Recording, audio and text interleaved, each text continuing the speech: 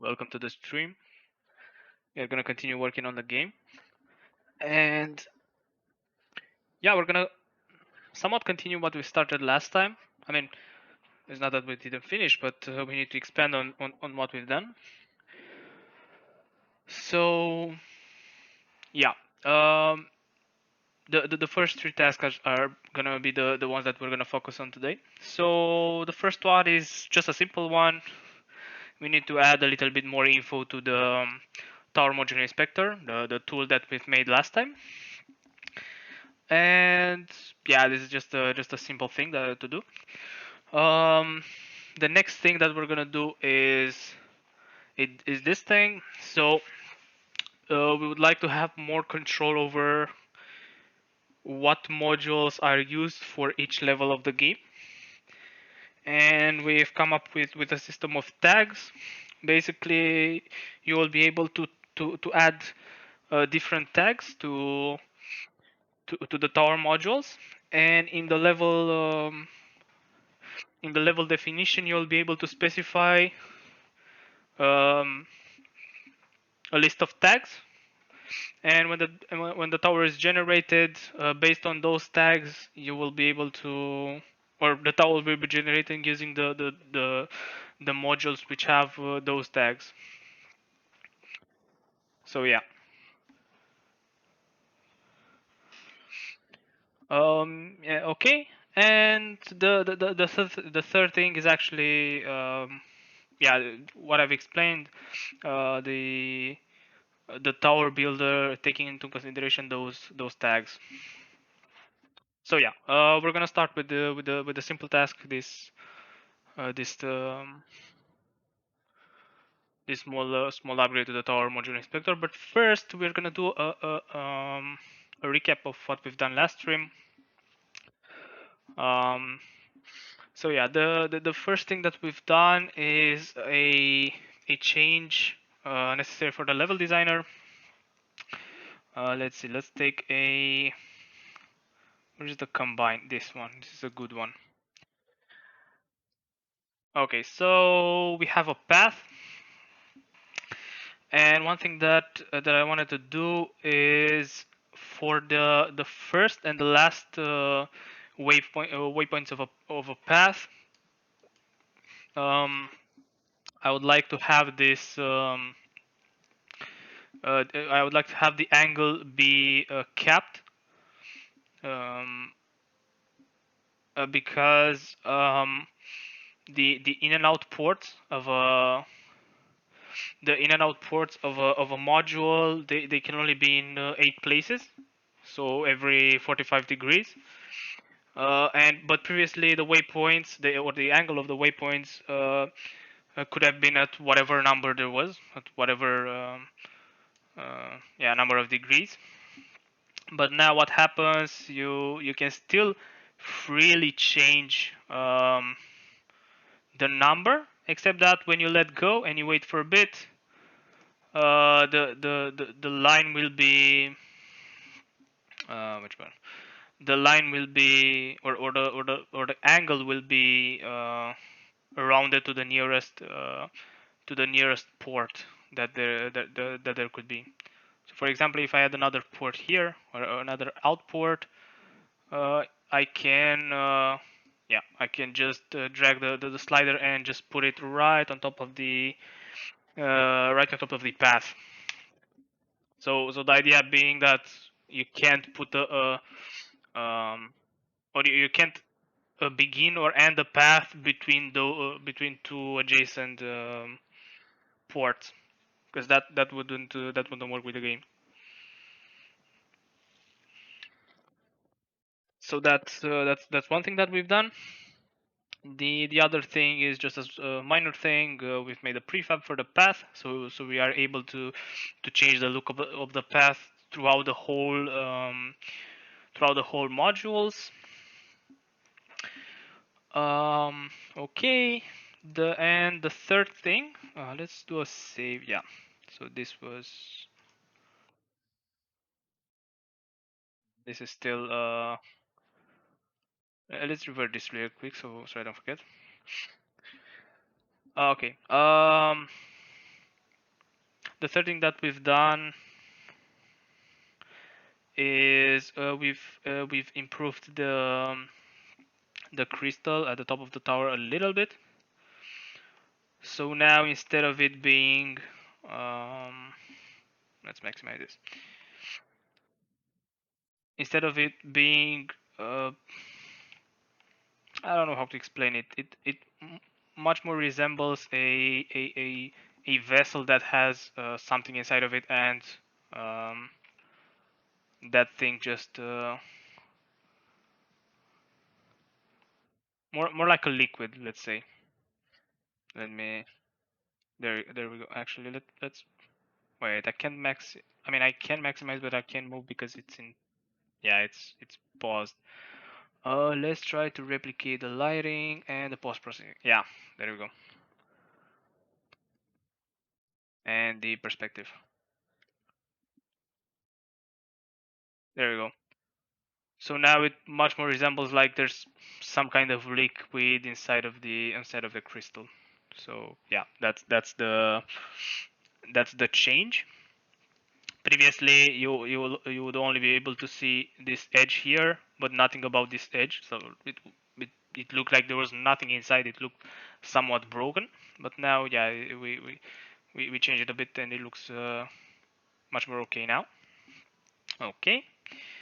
And the last thing that we've done is something quite important for hello Arnold, quite important for the level designer.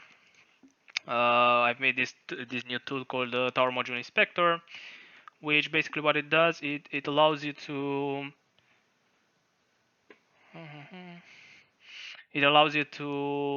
inspect all the modules that are in the game, and you are able to see. Let's say I choose the straight module. I'm able to see all the image for this did not load. I'm able to see all the modules that connect at the bottom in the bottom part, and all the modules that connect at the top of the module in the top part. So yeah, I'm basically able to inspect um, how the modules connect with each other. Yeah, so that's kind of it for the recap. This is what we've done last time, and now we are actually going to improve the slightly improve the tower module inspector. Actually, we can keep it open. Uh,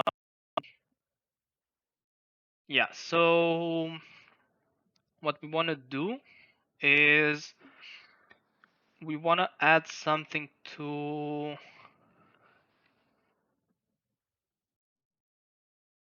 or we want to add another label actually. Let's add another label.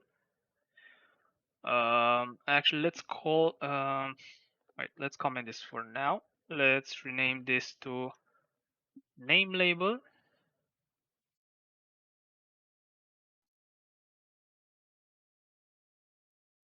and this is going to be port label, and let's prepare the text. We're gonna basically what we want to do is specify how many imports and outputs there are for each module. So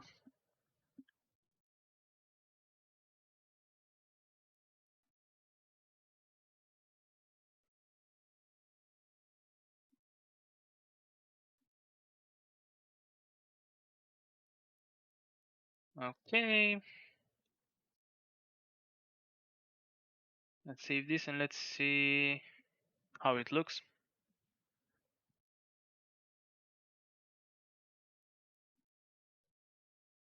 There we go. Yeah, there's something weird with the images. There is something that I want to do though.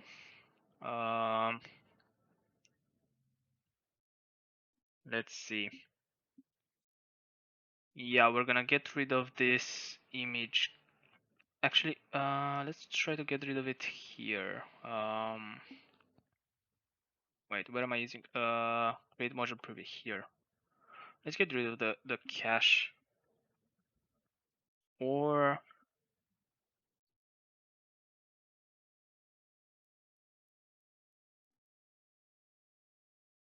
wait, no. Let's comment this. No, let's copy this. No, let's comment it. And what we're gonna do is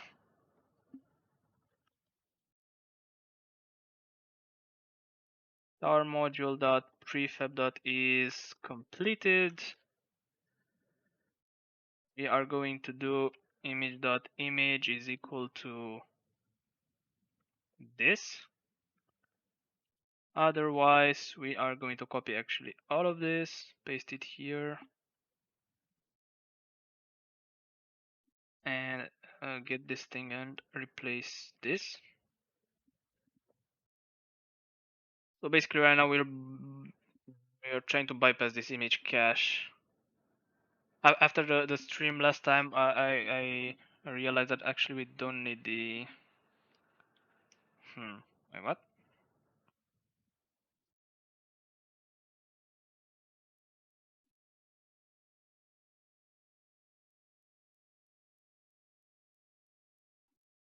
Isn't this how I should check?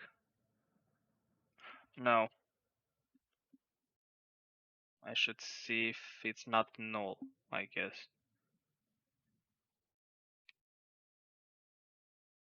Yeah.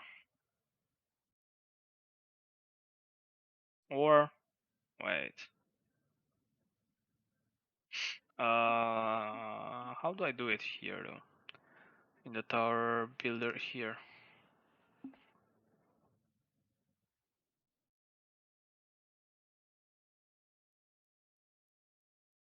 Ah, okay. Okay. That's how I do it.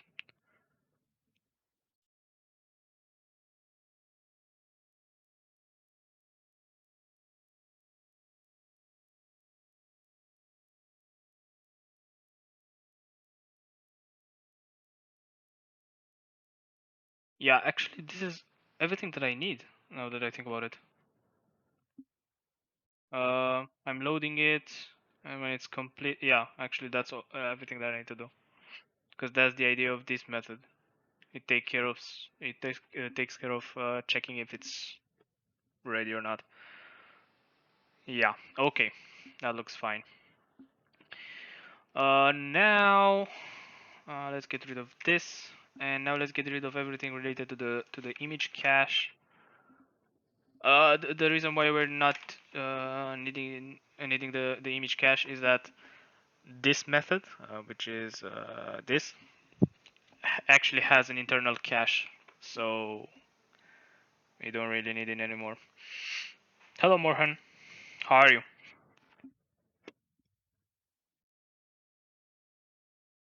Okay, so now let's add some classes to those elements. So name label, add to class list name, and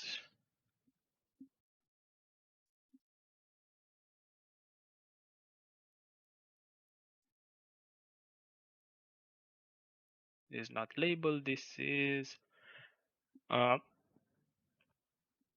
name.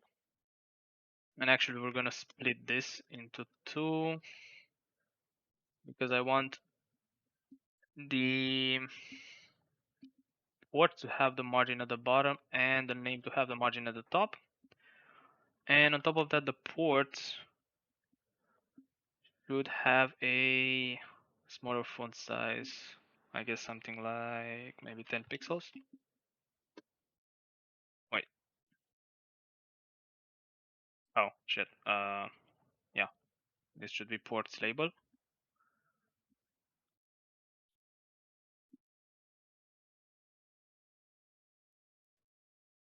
There we go. Can I make this bold? I don't think I can. Uh,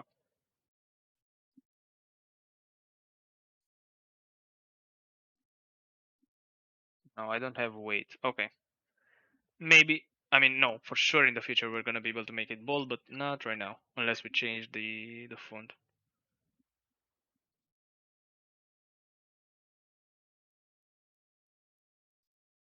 Okay, yeah. So we have the number of in and out ports. For now, I guess it's okay. Um, yeah. Okay. Cool.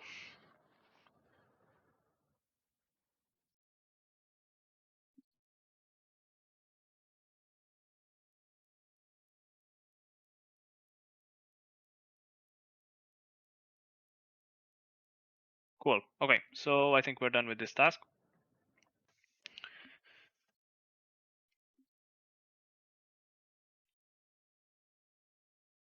Let's commit this and let's get to our other tasks. So this is a feature.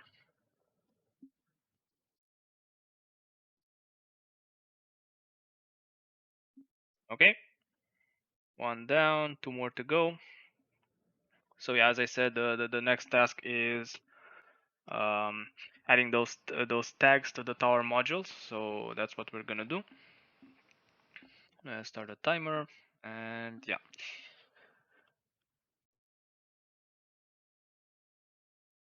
Um,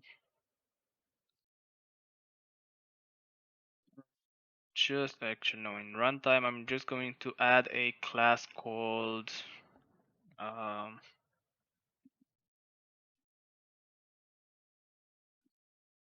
tower module tag. Maybe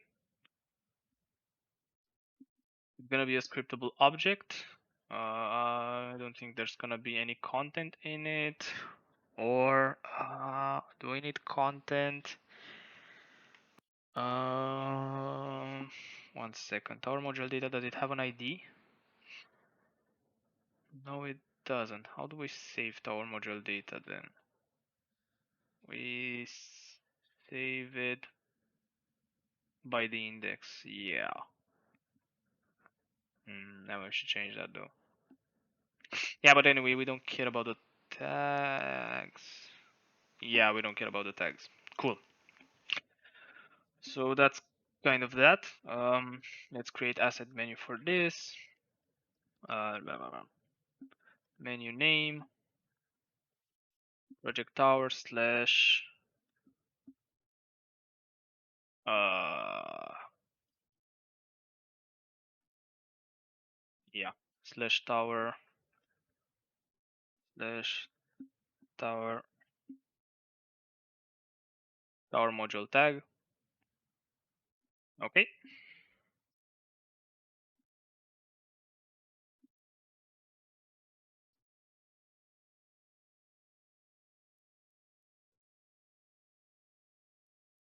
let's get here and create a folder called tags maybe.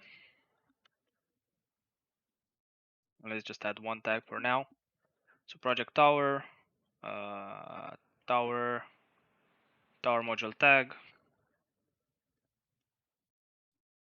the test tag, and basically does nothing. Um,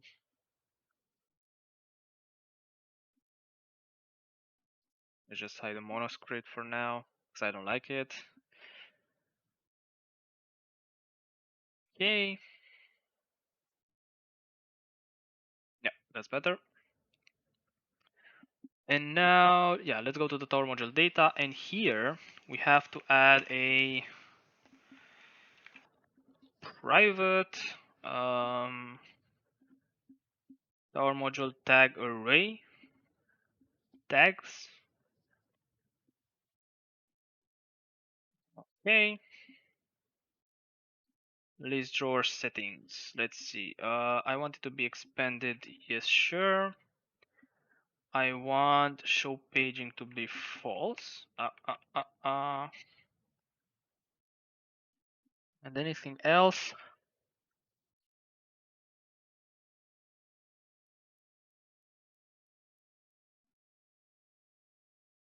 Maybe this can be true. Draggable items. No, they don't have to be draggable because we don't care about the order. And I guess that's it. Let's see it in action. Actually, I do want to add some space though. Yeah. Okay. Let's try it out. We have to go to module. Let's try this one. There we go. We have tags. So now we are able to add tags like so.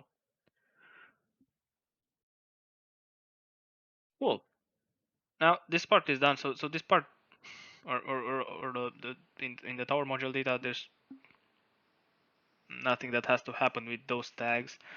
We do, however, want to return those tags. Do we want to return the tags? Uh,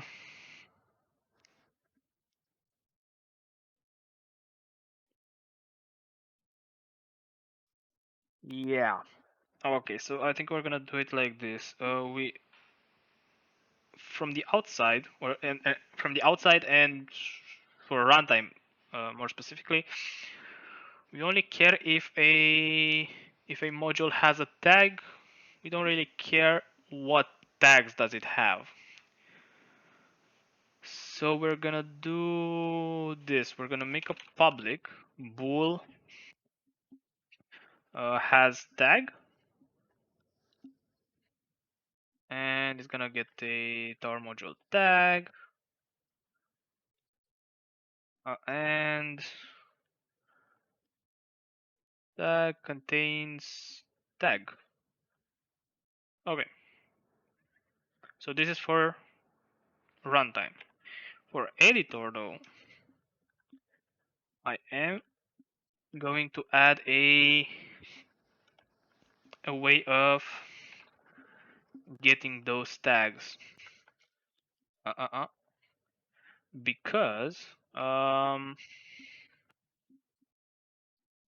am actually going to display the tags in the tower module inspector, I think.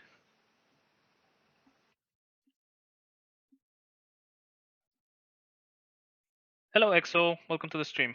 Yeah, it's a tower defense game.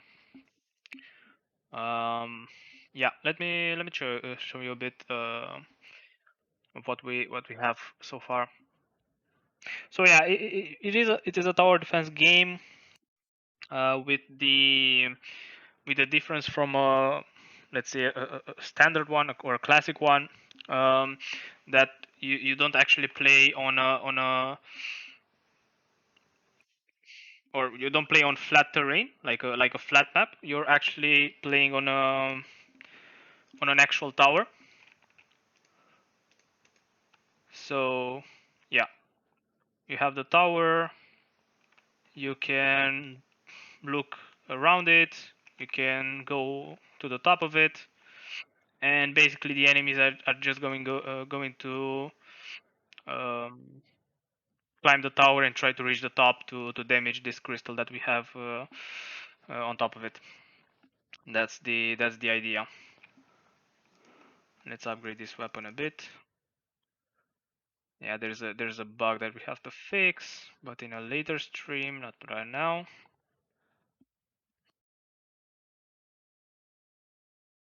Okay. Still not dead. Ah, come on. Anyway, yeah, we're gonna take damage from that one. Doesn't really matter. Um, but yeah, that's the basic idea of the game. You have the tower. Enemies are trying to climb the tower, and yeah, you have to prevent them reaching the top by placing weapons on the side of the tower. That's the basic idea.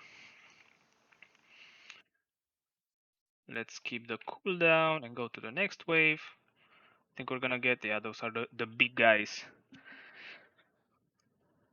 Yeah. Also, don't look too much at the graphics. Everything is placeholder art right now.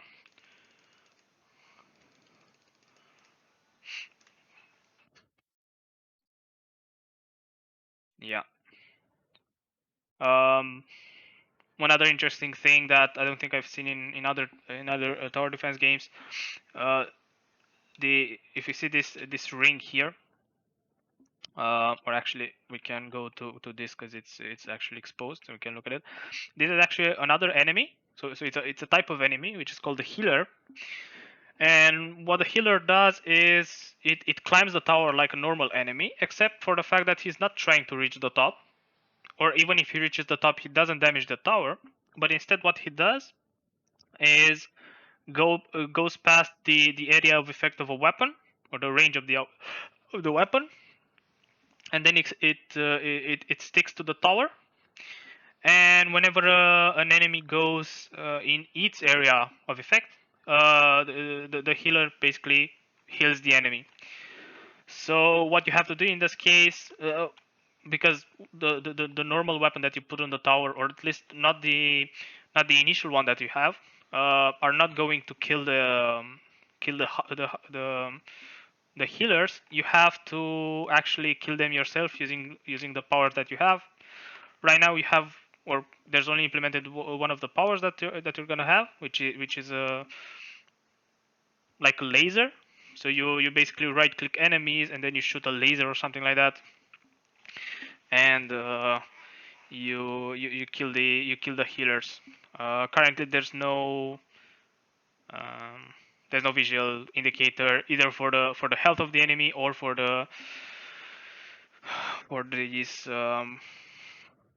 this power. But you can right click on the enemy and eventually he will die, or he should die if we didn't have an error.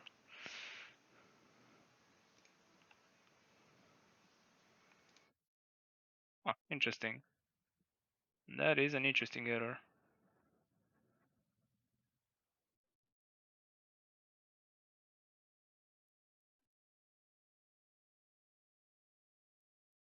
Oh damn, that shouldn't be there. Okay. Yeah, there's an error. I know exactly why. But anyway, yeah. So yeah, you have the tower, and the other interesting thing that you can do is, let's kill all the enemies. Why are we not? Yeah. So after you finish a level, what happens? You get this button for expanding the tower.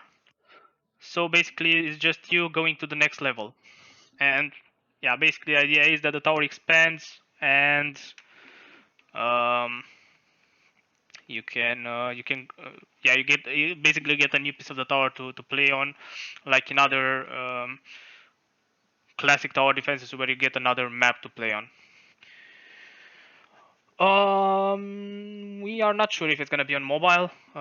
This for sure will fit nicely with the mobile environment, but we are not sure we are gonna do it on mobile. It is going to be available on Steam. So for PC, maybe we're gonna have a Linux build. We will see. Um, but we're not sure about mobile, because it's just such a different market. Yeah, we'll see about that, but it's not entirely ruled out. Um, Not currently. So we don't have anything planned for changing the routes of the enemies. Um, we have heard about this from other people. Um, yeah, not it is currently not planned, but yeah, we haven't had enough, or we haven't thought about this very much. So it might come in the future, maybe. We don't know.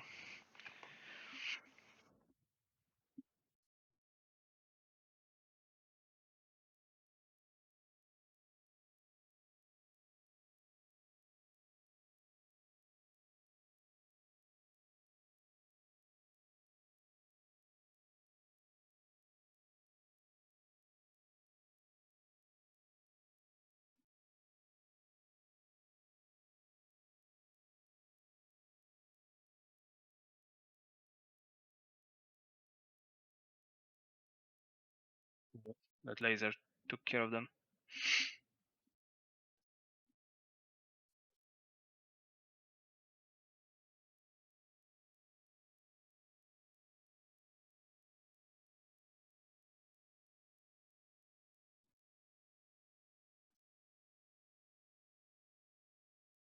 Yeah. Okay. So let's continue with the task. So where did we left off? Yeah. So yeah, we've added the tags to our module data, and now we also have to add them to the level definition. So let's go there here. So let's go in levels, runtime, and level definition. So here we have waves, and after the waves we have to, yeah, we're gonna do private tower module tag. It's gonna be an array. Um,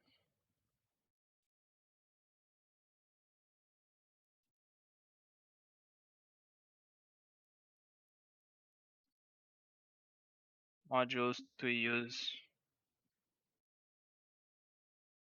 or available modules. Available modules. Okay.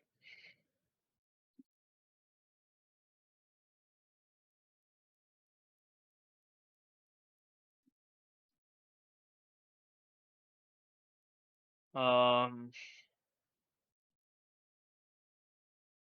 okay. Yeah. So we're gonna have the list of available modules, or it has nothing really available modules. Is it? It's more like the tags that we can use. Um,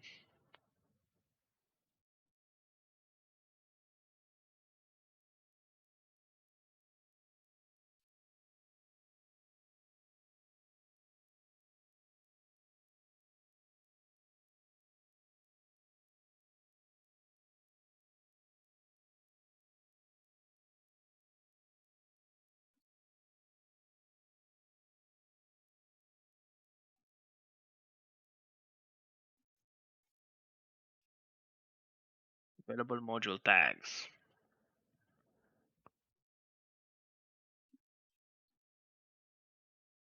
Okay. And for this, we will need a way of getting the module tags actually, I think. I mean, no, for sure we'll need it.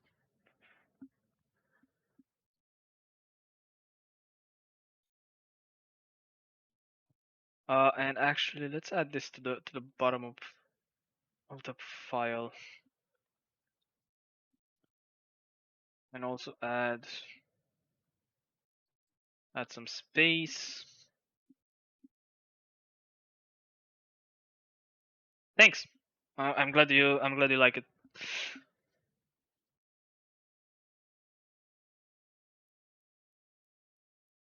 Yeah. So I think we're gonna do something similar to this. Yeah, we're gonna do something similar to this for the tags.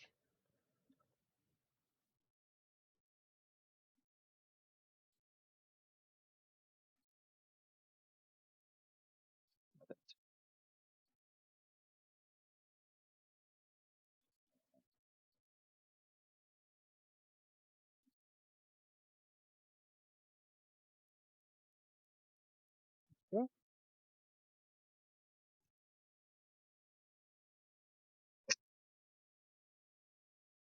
This. Yeah. Okay. Cool. Okay. Let's see how this looks. So we should be able to go to the levels editor, go to a level, and yep, we have available module tags. Nice.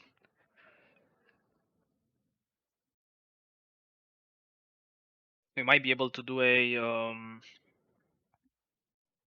a custom editor for this for the level definition, I mean. And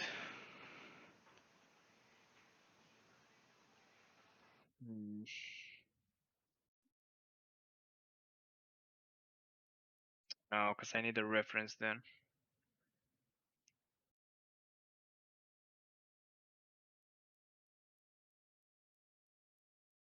I was thinking maybe it would have been interesting to by just by adding the tags to be able to see the modules that are going to be part of this level, or that are going to be used in this level. But yeah, not that important, or it is not right now.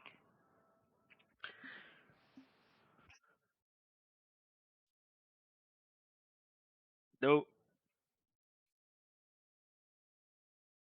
it would be cool to see for a tag. Yeah, actually, it would be cool to see for a tag which modules use that tag. But that can come at a later date. Right now we are only interested in the functionality, so and it's gonna be or it's gonna be necessary when we have like a lot of modules. But with the number of modules that we have right now and that we're probably gonna have in, I don't know, the next month maybe, yeah, we don't really need it. Okay, so yeah, we have this. We are now able to specify um, which modules to should be used for the specific level.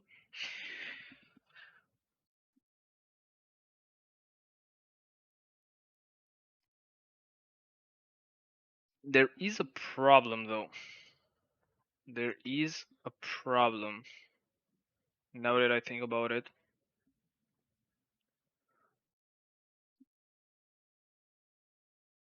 but that, I mean, we can take care of that by just being. I mean, no, I mean we should be careful, but it's also error prone.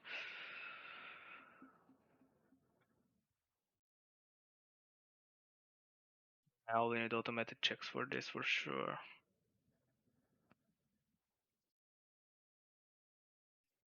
Yeah. So the problem is. Hmm,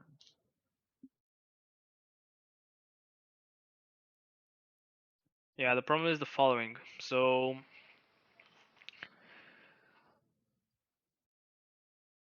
let's say you have two levels.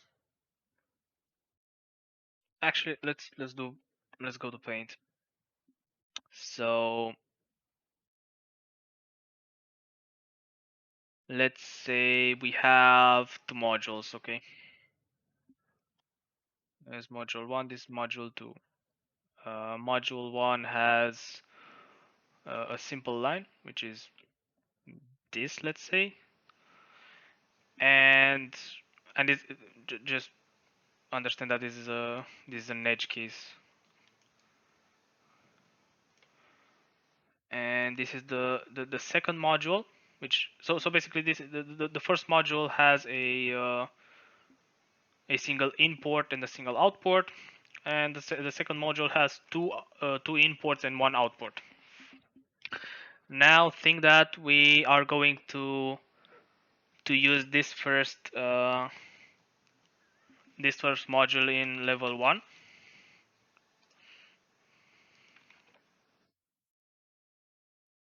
and the second one we're gonna use in level 2. And yeah, those are the only the only modules we're gonna make available for those levels. um, the problem right now comes to the fact that we can't actually link level 1 and level 2 together,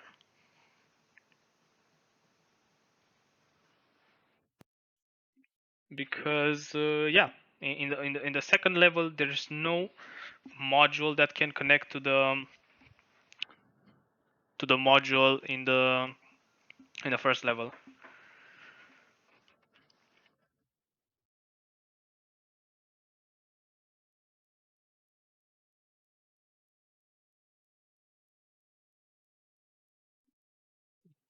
That's gonna become complicated real quick.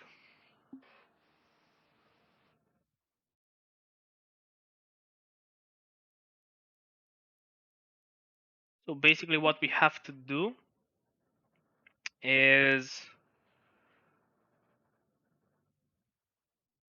we have to make sure that level 2 has at least one module.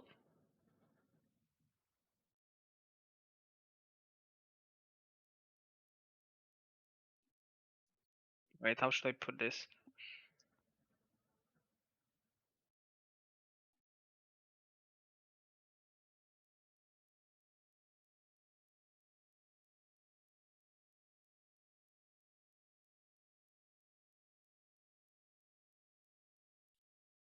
Yeah, I'm gonna explain it on this example, and yeah, you can extrapolate from that. So basically, we have to make sure that in level 2 there is at least one module that has a single import, so that we know for sure that in level 2 there is a piece that will be able to connect to, or will be able to make the connection from level 1 to level 2. So basically, we would need something like, um, I don't know, let's say this, to make the module actually make sense. So now those two modules are in the level 2, and now level 1 can connect to level 2 because this this module will be chosen as the first one in the level 2 tower. And then yeah, it's gonna do the building as it knows. But without this second module in the second level, you wouldn't be able to create a tower.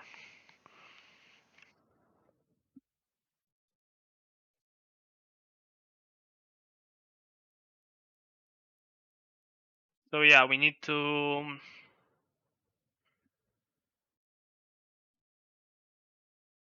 um,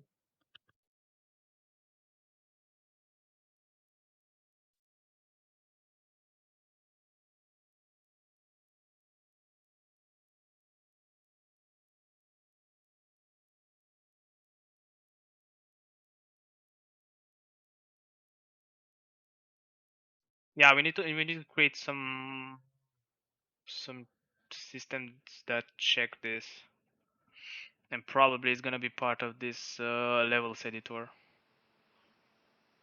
So you add some tags to the levels, and then we would have checks in here that, let's say for level 2, next to the level 2 here, you're gonna have like a red exclamation mark, uh, which indicates that there's an error, and when you click on the level 2 here, you're gonna have a detailed error message telling you basically that, okay, there will be cases where we won't be able to generate the tower, and you have to add more modules to this level to make it possible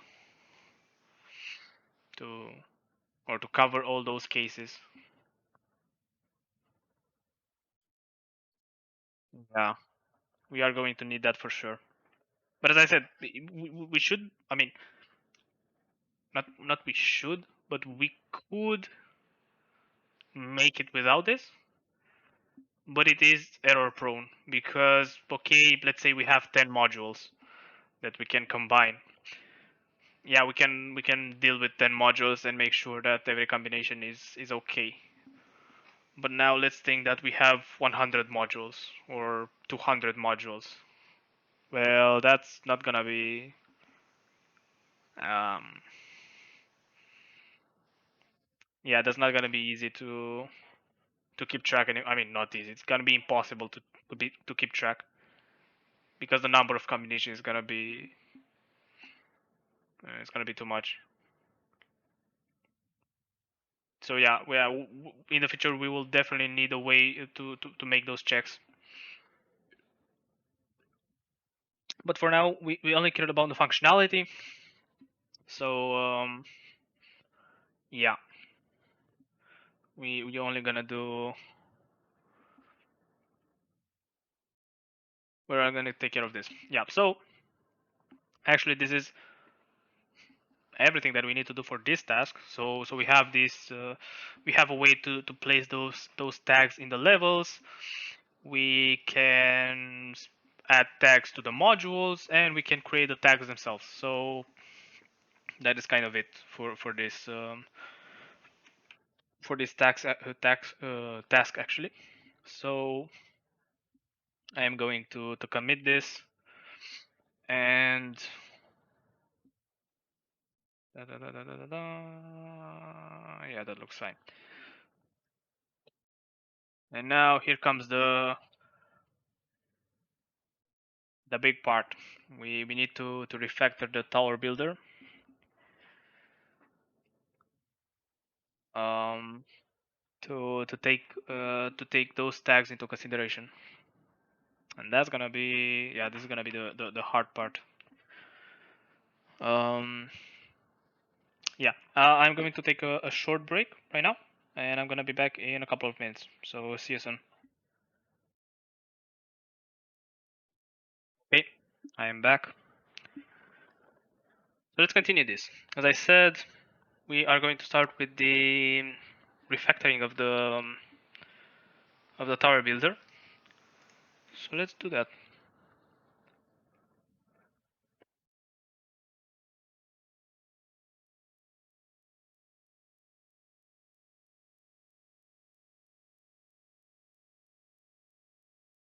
Yeah, okay. So let's look a bit at how the tower builder works right now. Where would we find this in runtime? I think. Yeah, tower builder. So yeah, this. Yeah, let's see. Actually, we have to start from the bottom. So we have this is the load phase of the component. So basically, this is what kickstarts the whole thing for the the whole loading of the tower at the beginning. So we start with a build method, which basically um, does this. So what this is actually, this basically takes into consideration the fact that you might actually load the game. So maybe you are loading a save file. So you might want to actually so you want to build the tower, but there are, let's say that you've saved at level 20, and yeah, you have to load. Theoretically, it's not correct, but you'd have to load the tower pieces that were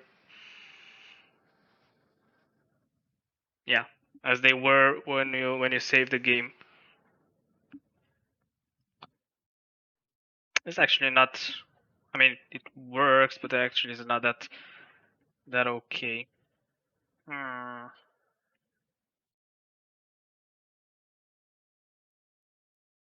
Now I'm thinking if I should do a. That doesn't sound bad actually. I'm thinking of doing um, an entirely new component for the tower builder, and I think I'm gonna do just that. I mean, I'm gonna leave this as it is right now, and then I'm gonna build another one. So yeah, let's do that. Because anyway, I wanted to create or to move it from here. So let's create a folder called builder. Let's add the runtime folder.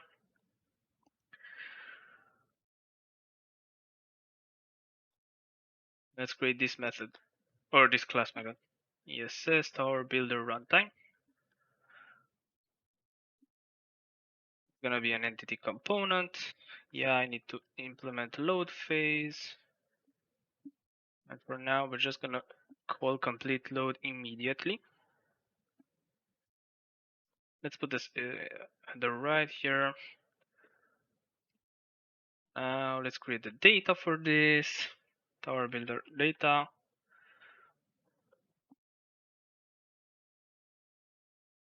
Data. So let's see, what do we need? We need the global tower data. We need the modules manager. Tower data. Oh yeah, that's a reference to another component. And we don't care about a crystal. We're gonna make another component that takes care of the crystal. So yeah, okay. So let's do that. So public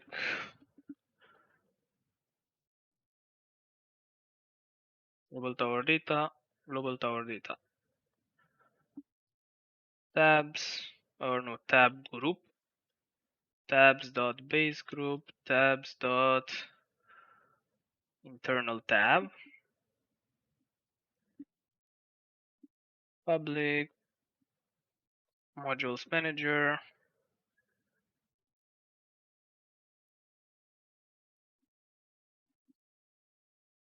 And last we need our data.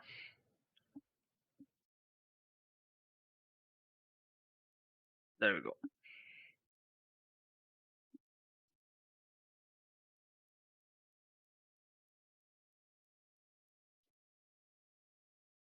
Let's use this here. So entity component has our builder data.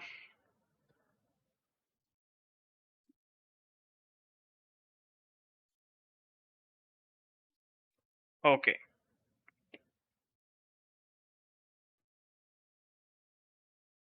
We now actually need to wait, where is this used? Prefab, store prefab.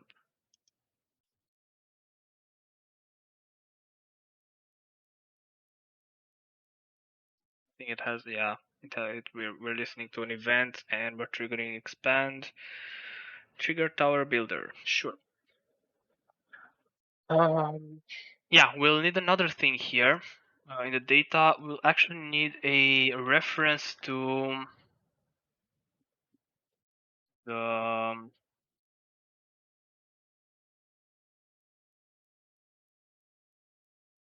I think it's level manager.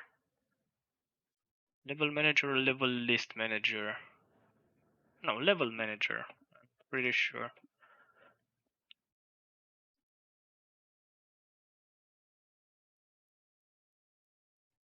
Right?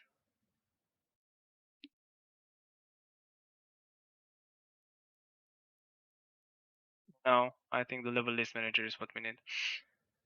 Basically, what I need is to know the current level. I want to know what the current level is, and we're gonna need to add a method here for getting exactly that. Yeah. Okay. Yeah. So we need actually the level list manager. Not a problem. Let's get this tabs here, like so. So the reason why we need the level list is obviously because we need the tags for the current level, so we know what modules to use for this new part of the tower. So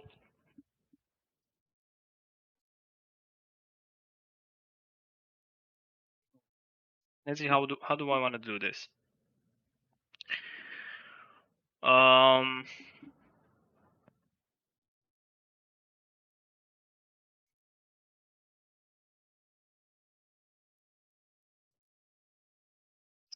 I want to get rid of this, please. There we go. Okay. Okay. So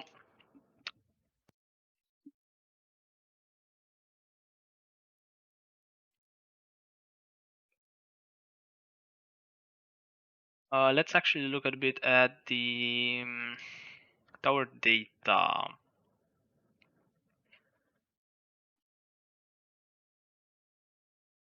Okay, so these are the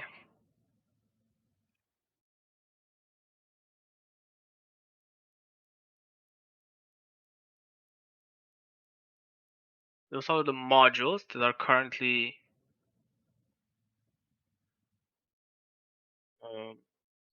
spawned in the order that they're spawned at that they're spawned in. Um, okay.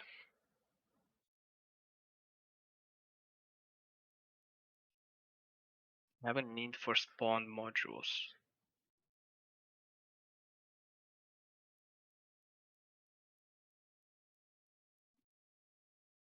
Wait, actually, what is this though? Or what is this used for?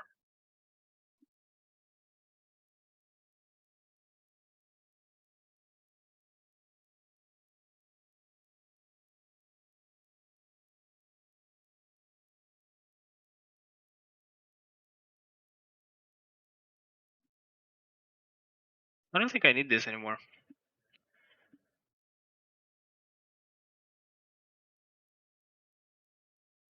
Because the module instances actually keeps track of what modules have been instantiated or are instantiated right now. Yeah, okay, so yeah, I understand how I've set this up. So basically the modules contains a list of modules that should be spawned, but they might not necessarily be spawned yet. And the module instances are the modules that are actually instantiated right now in the same order as the modules. Maybe they're not they are not all the instances, but they do have a um, um, yeah. There's a correlation between them. Okay, and yeah, because of that, I don't think we need the spawn modules. So yeah, that's that. The array of composite splines, I don't think. I mean, for now we're gonna keep it here, I guess. But that should also go from here. It doesn't make sense to have it here. Yeah, maybe. I don't know. We'll see. But for now, yeah, we're only just not gonna use this anymore. And after we complete the refactor, we're just gonna get rid of it, and also get rid of the old tower builder. But for now, we're just gonna use it as is. So yeah, let's do that. Um,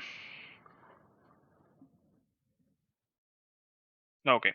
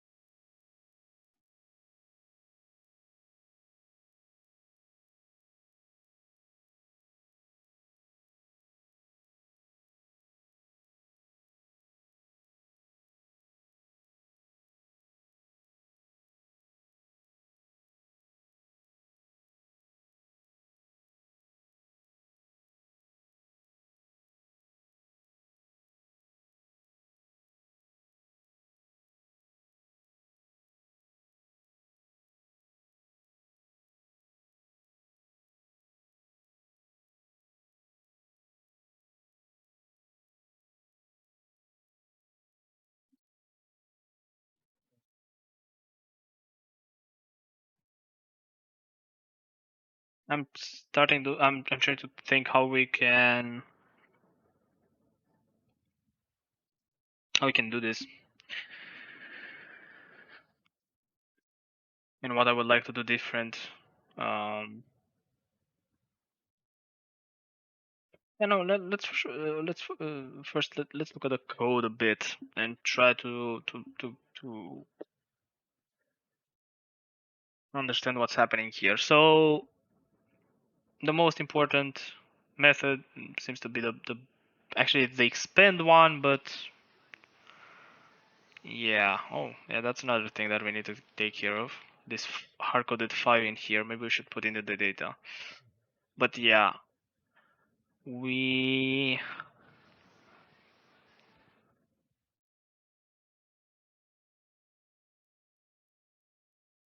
amount of known modules. And that's so shitty what I've done here.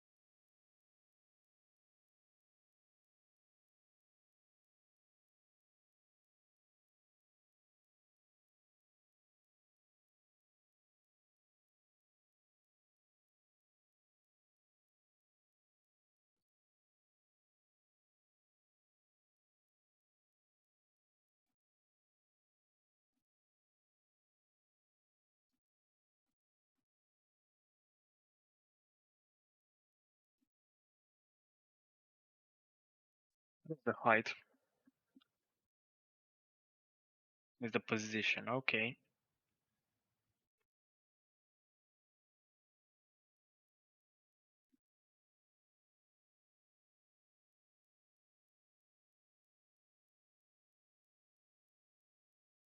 Yeah, we are going to get those two methods because those are somewhat okay. So we're gonna copy them over.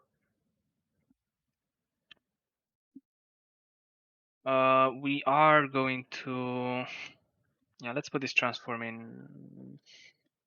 Can I put it in a variable? I mean, no, let's do it here. Yeah, introduce variable. Okay.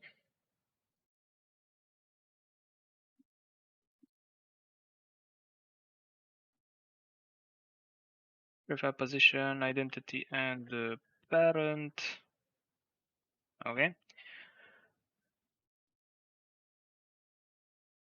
Yeah, I'm gonna rewrite this a bit, and we're gonna say, no, we're not gonna do that, and we're gonna do module data dot load prefab async dot get awaiter dot on completed.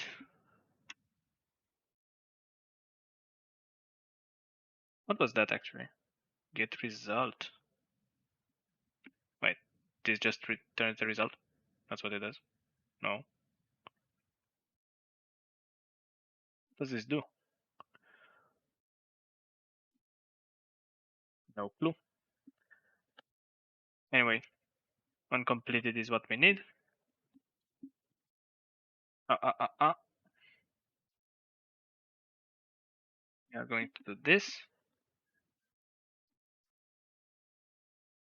So we're making a new task completion source, which returns at our module.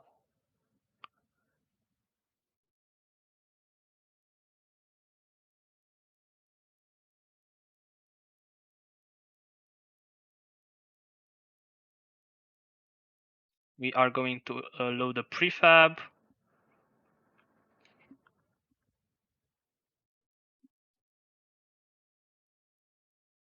We're gonna load the prefab. We're gonna wait for it to complete, whatever. Then we are spawning it. and then we're setting the result. Cool. Now we need something to actually call this.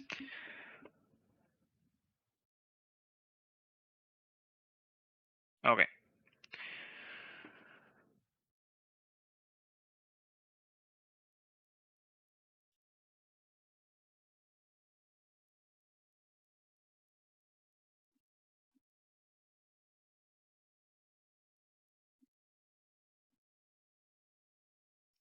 I am actually,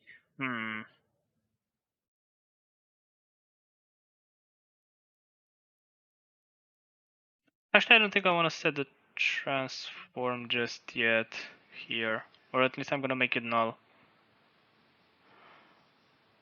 Because I think I wanna, or at least no, I should send a parent in which I'm going to add them. Yeah, let's do that.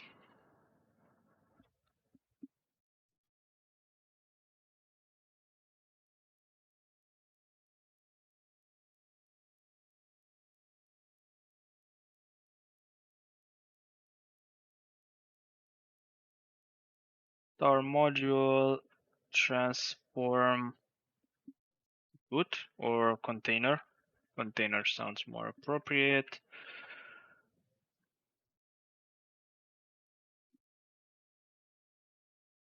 So basically container is going to be used here. Let's see.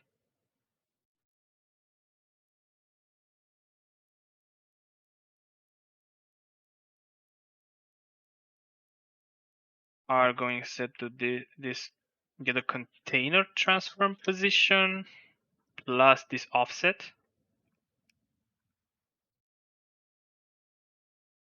Okay. What does he want me to? Yeah, I can make it static. Can these be a static? It can. Yes, it can. Cool.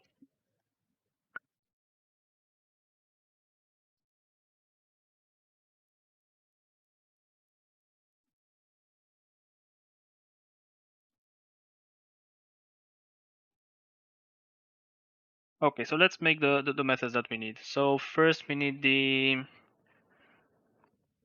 let's make private void expand. I need to know by how many modules I should expand it.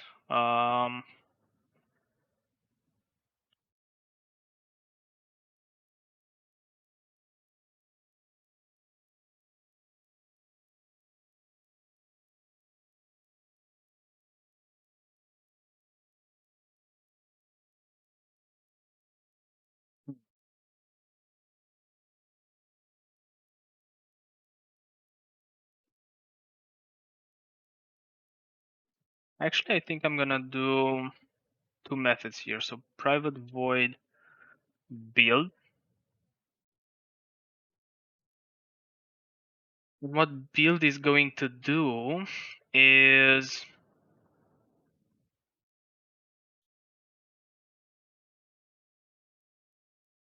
let's get this. What does this generate modules do?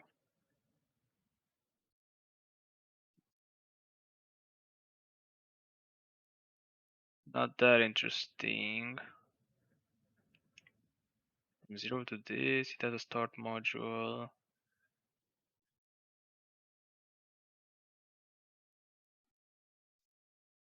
That's not cool.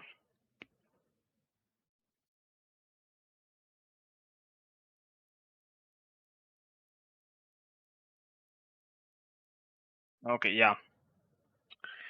Let's make that. Then private void generate modules.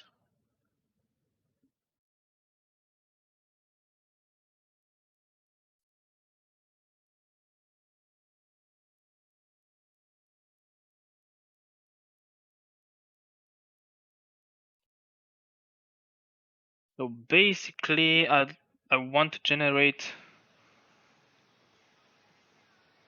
modules up until we reach a certain size. So I will have to specify which is the. Is there a reason why is it called in? Yeah, just one place. Um, I'm going to specify the size of the or not the size. I'm going to specify the count. How many modules do I want to generate?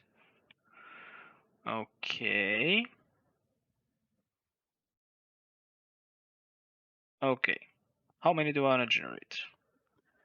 Then I'm going to do a for loop from 0 to count.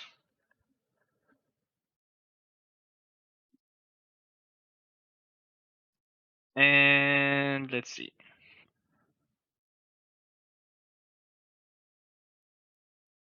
We will have a split here.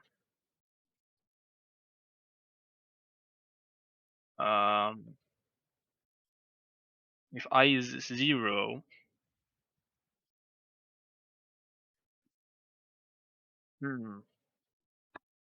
how do we do this? How do we do this? Let's make some more space here. Actually, let's put some. Let's put the tower data here, or let's add it here, so we can see it.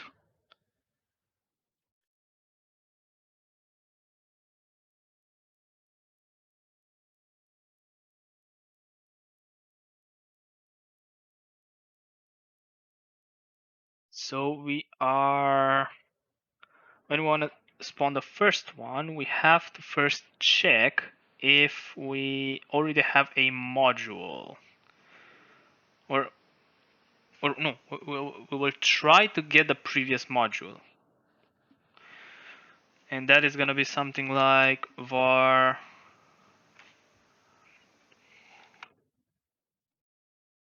previous module is d dot no yeah, d dot tower data dot modules d dot tower data dot modules. Yeah.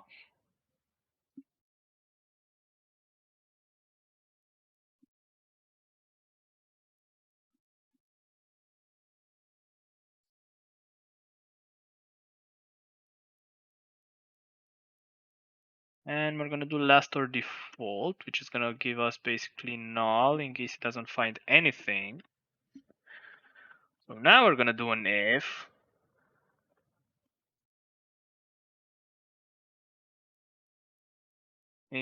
previous or no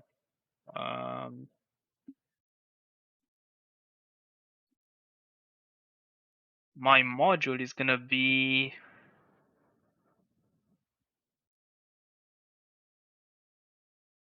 we will need a method that generates us a or gets us a random.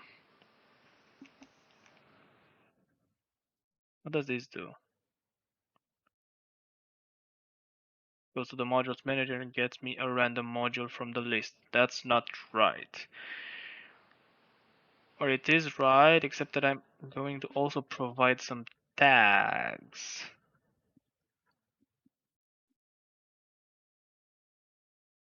Yeah.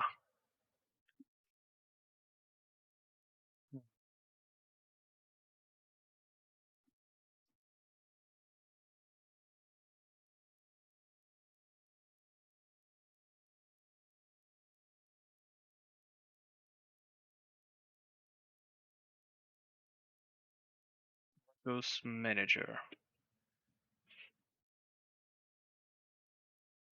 Yeah, for now we're gonna do it the dumb way, and then we're gonna do it in another way. So public, whatever this, get random module. And here we're gonna say tower module tag array, gonna be tags. And actually we're gonna do something similar to this.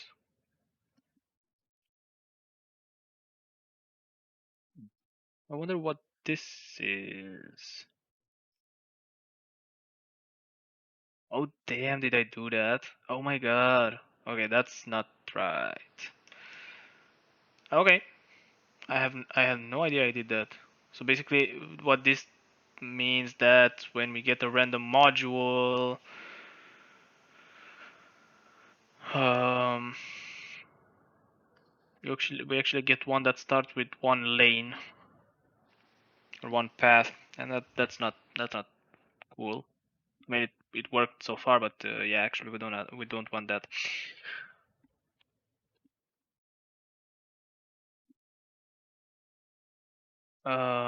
Tags, any tag module has tag.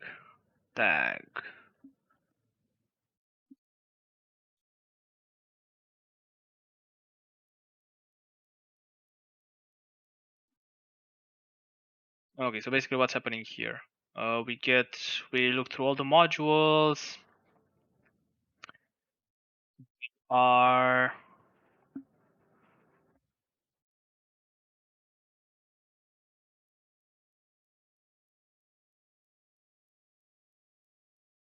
are getting only the modules that have at least one of the tags, and then we get a random one. Cool. That sounds fair.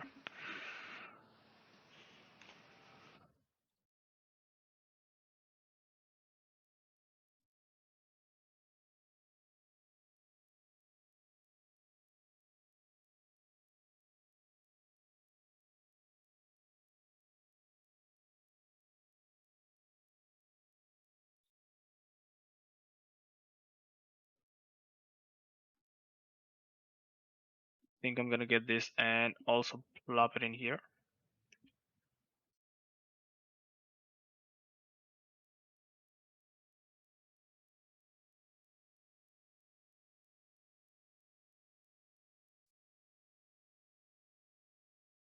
Get next possible modules. Yeah.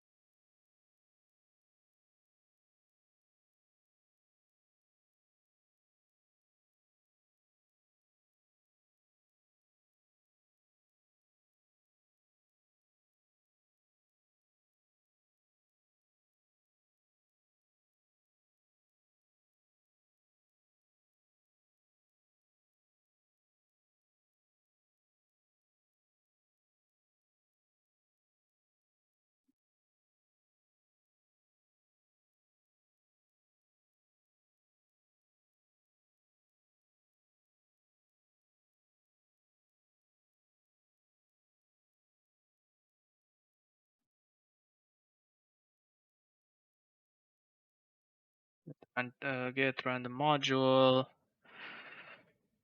And we will need to get the tags from somewhere. Ah, so many things to do. Level list manager. Um, public. Um, level definition. Wait. We do have a current level? Have I actually made that? Oh yeah, I did. My bad. Never mind. We do have this. Current level. Cool.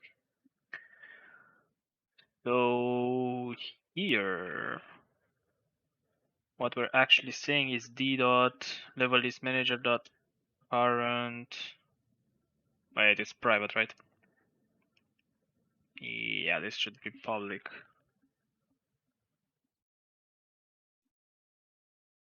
Current level dot tag get, and now we actually need an array of tags, and we don't have that. So yeah, I thought that this is not gonna be the way to do it.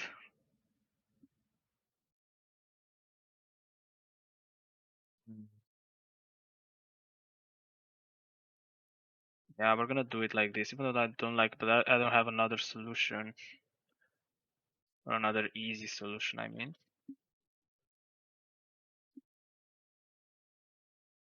So the reason why I don't like doing it like this is because you can actually um, being the same, basically transmitting the same reference to, or the reference to the array to the outside. Basically, someone from the outside can change the elements in the array. It cannot change the length of the array, but it can change the elements within the array, and that is not good. But yeah, I don't have. Ideally, it would not be an array, or it would be an array, but like maybe a read-only array or something like that. I tried to do it in the past. I don't know how to do it actually, so I just uh, said screw it. Let's just have it like this.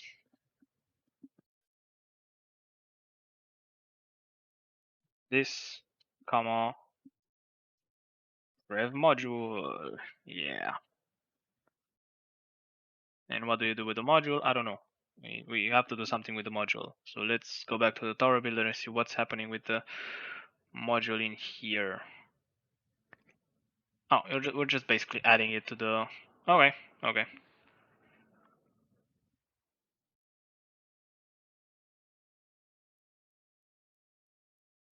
And now that I think about it, I think this is the same thing that we have to do for all of them, isn't it?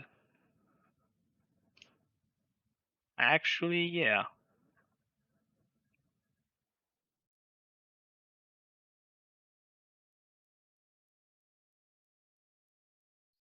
Actually, yeah. Because when we get to like index 1, we still need to look at what was the previous module in order to be able to spawn the current one. So yeah. Yeah. Actually, let's cut this and replace this whole leaf because we don't need it. And we're gonna do d dot tar data dot modules dot add module. That is it. We have a method that generates our modules in a logical order. Cool.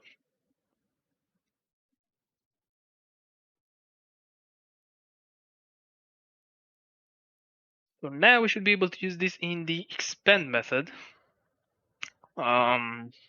We, or no, I'm not gonna provide a size here. We are going to go to the tower builder data, and we're gonna say public int tower segment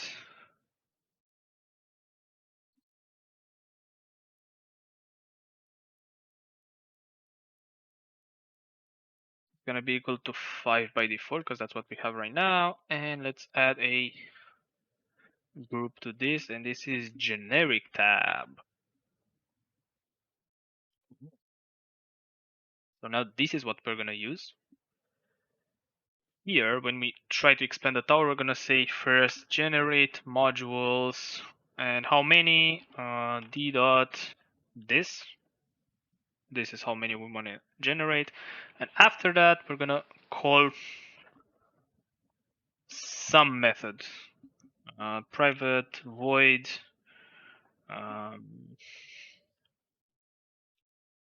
Yeah, spawn modules. I think it's a correct name to call this. So here spawn modules, and here also spawn modules. One other thing or one thing here is we also want to generate modules when we build, but only if the tower data dot modules dot length or count is 0. We don't already have modules from a save file. That's when we want to generate modules.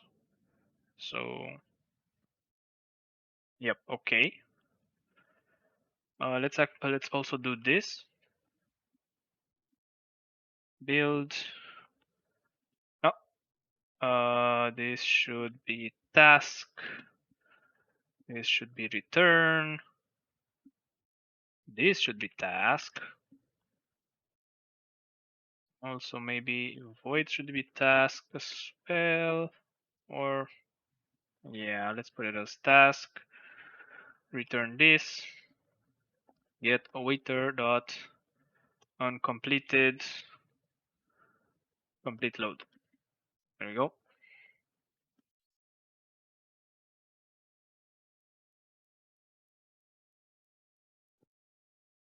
And now this spawn modules.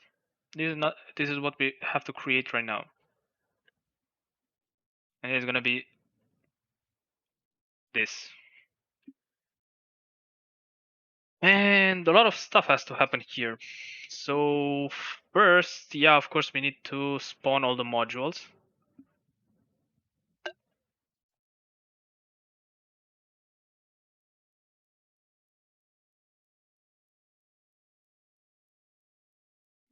So actually, this part is a must.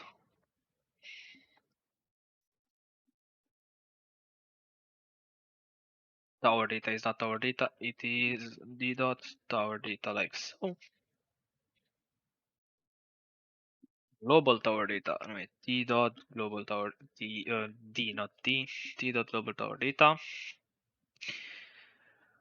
Yeah, we also need to specify that. Yeah, that's right. Let's import this. So here, let's do container is new game object. Can I specify? Yeah, I can specify the name.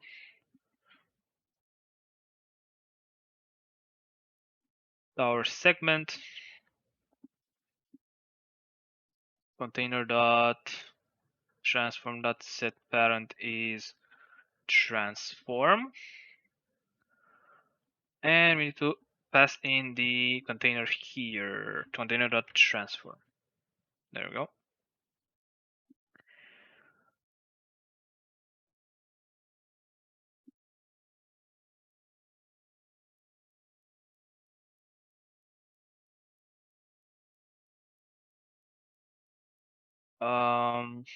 D dot tower data dot spawn module. Yeah, new tower size is this. That is true. And actually, no, we don't need this. Spawn modules is not what we need. Is module instances dot count. How many there are right now? And we have to go up until we reach or we spawn all the ones that are not yet spawned. Okay. Do we need the I? Yeah, we need it here actually.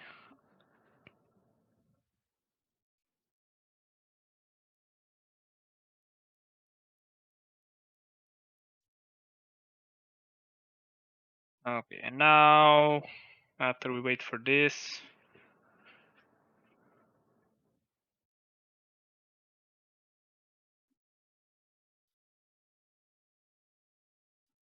actually, can I make this async? I think I can, right?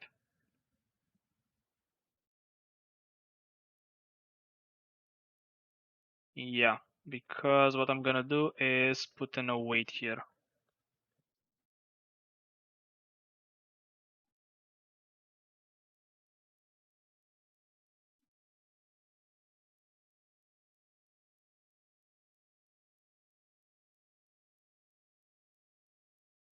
Or actually, I don't need even the variable, I think. That's it. We're gonna wait for all of them to build. And then let's see, what do we need to do? Yeah, and this part is or those are the splines. Yeah. Let's first start with the, yeah, d dot,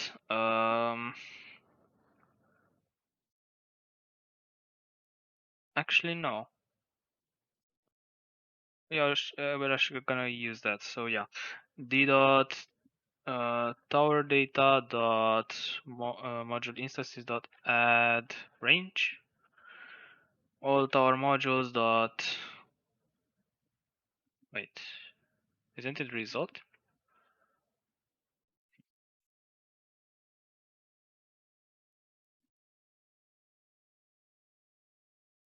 What is this then? Oh, it is, are the modules themselves. That's right. We are not working with tasks anymore. That is true. Okay, so those are the modules.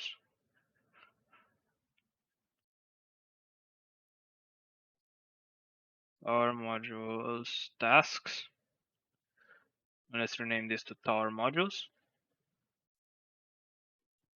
Okay, so we've done this.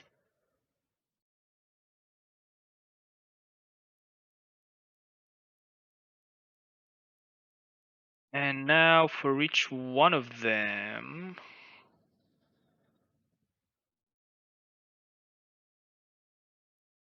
we have to set them up. My tower modules setup. Hmm.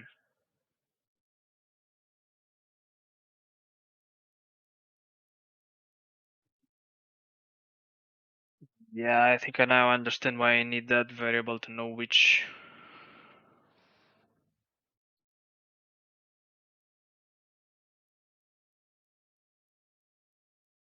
Or no. No. No, no, no, no, no. I have to take care of all, yeah, all that I've instantiated right now. Those are the one that I want to set up. Yep. Never mind. Oh, I see something. I think we have a change from our colleague. One of the firsts. Let's see what this is. Just out of oh, my bad. It's on the right. History. Area the first modules of the weapon slots won't be in the middle of the pad. Nice. That's gonna be nice. Yeah, let's sync it now. Let's get out of tower maybe. Actually, let's look at the changes. Oh, the prefabs themselves. Yeah, that should be fine. Let's update this or let's sync. Nice, nice, nice, nice. Finally, some needed changes. That's gonna be look cool. Yeah, I'm really curious how that looks now. Nope. Okay. Can I play? Yes, I can play the game actually, because I haven't removed anything from the original tower builder. So let's try it, because I'm curious. Oh hell yeah! I mean, actually, this one. I didn't actually. Did we had one there? I don't remember. We had one there, that's for sure. Nice. Ah, I thought I clicked on laser. Well, nice.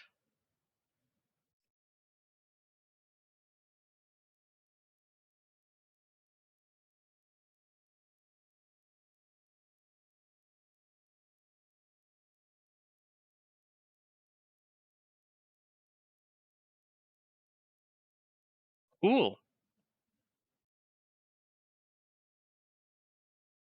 Nice. That's gonna be fun. But now let's do our thing, or let's continue doing our thing.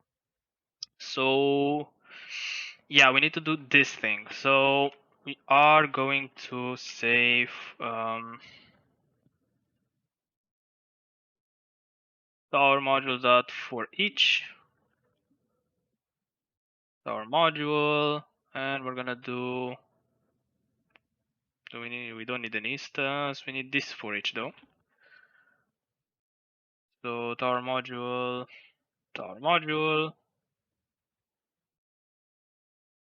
What is this?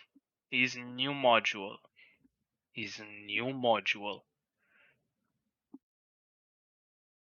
Why? Oh yeah, it matters if it's a new module or not. Yeah, that's right. Yeah. So the reason why we need this is because yeah, you have to think about the loading the game.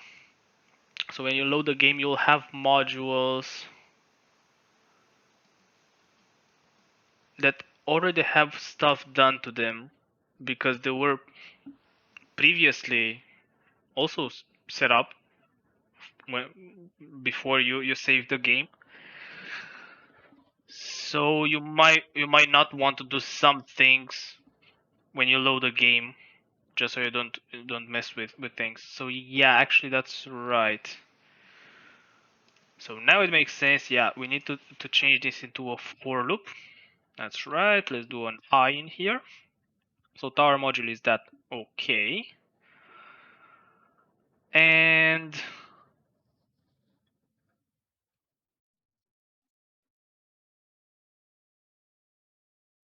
current tower size. Or no, we don't care about the instance. Yeah, now it starts to make sense why we had to pass in this count of known modules.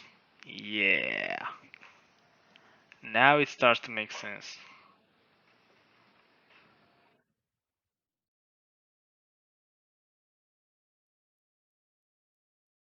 Now I need that. Yep. I mean, I need it exactly for this. Exactly for this.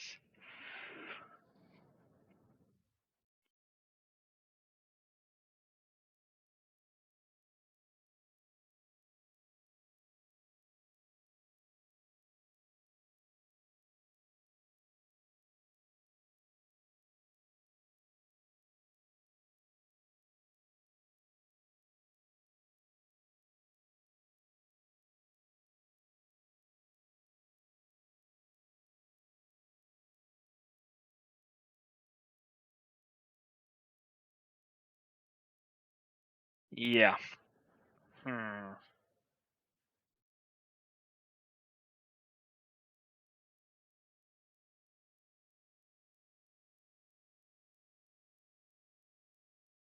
I think we'll have to change this in the future. But for now, I'm gonna keep it as is. We will have to specify though this number.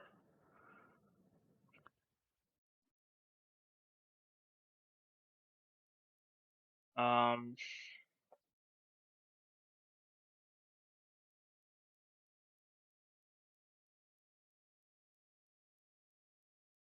Here we do this.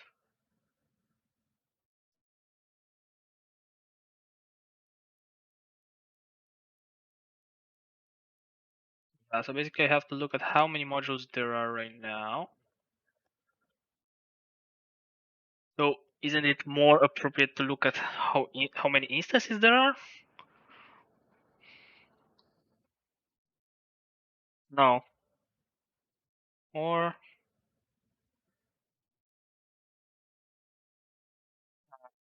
yeah, anyway, yeah. I think this will do it.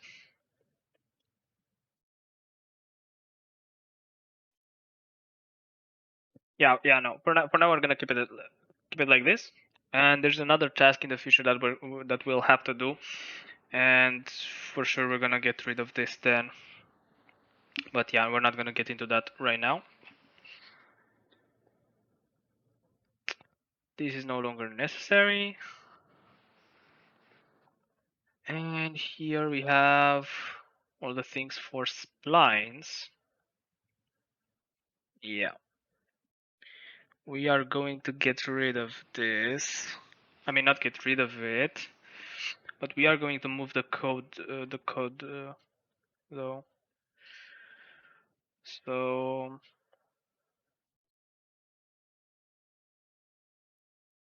we are going to make a separate class here, which is gonna have some things in it.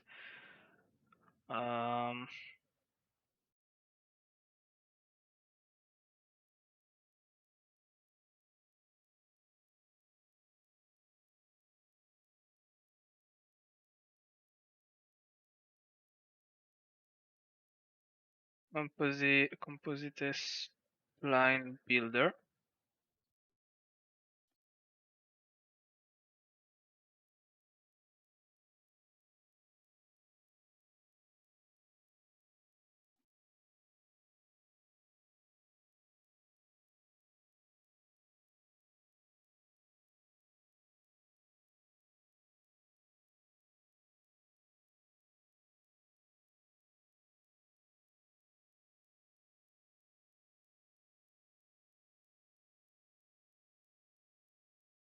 And this should be like so. Okay.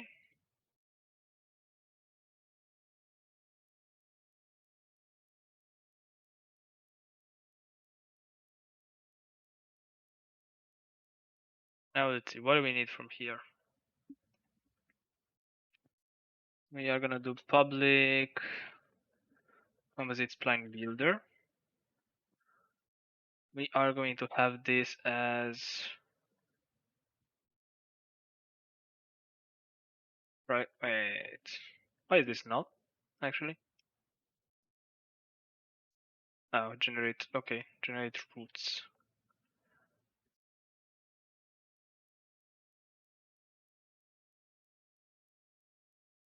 Actually, do we need it as a field? I don't think we need it as a field, do we? No. Yeah, we're gonna keep it like here like so. We are going to, let's see, what were the results? I think it was tower module, right? Tower module array, tower modules. Let's actually copy this over. So we're gonna have this tower modules dot length, tower modules of I, and then we need those two things: generate tree roots and add splines to tree. So let's get those methods from here. Generate tree roots.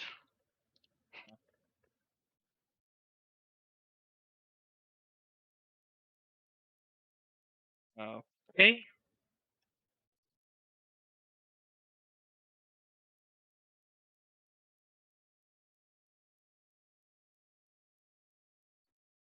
Let's rename this to spline. Let's rearrange this a bit.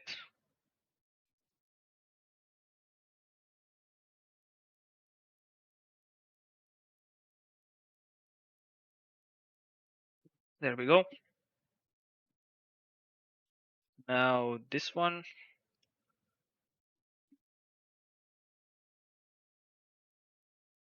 Get leaves. Let's get this as well.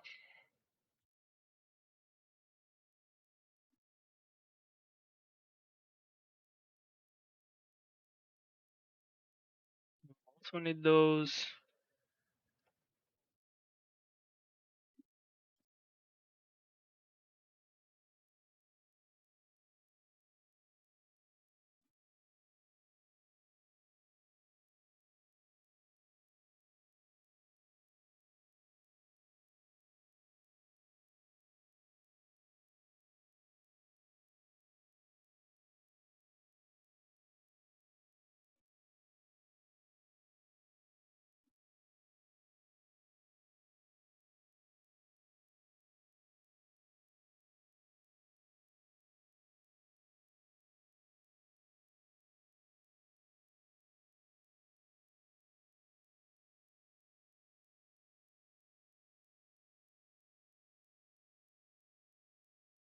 It's not inherited, right? No, it's not. Wait. Oh, it is.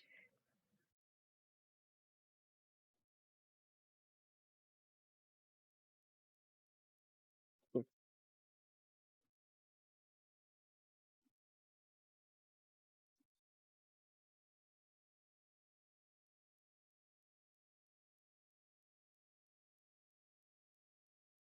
So after that for loop, we can do this, I suppose. Or no? No, this is what we need to do with them. Yeah.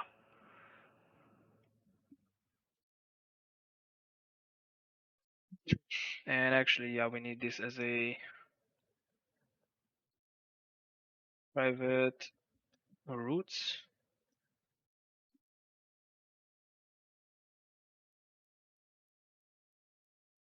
And yeah, we don't have to specify it here.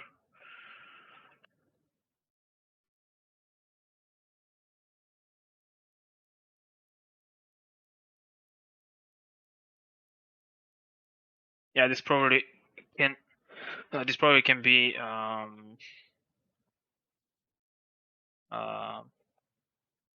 written more efficiently, but it's not. But it doesn't really matter right now. Let's get rid of this. Let's get the roots and let's do this, or let's make this a public. So now what we can do is do the following: var composite splines. Ah, come on. Equals new composite splines builder tower modules dot get composite splines for roots, or actually without for roots, get composite splines. And now we can do this.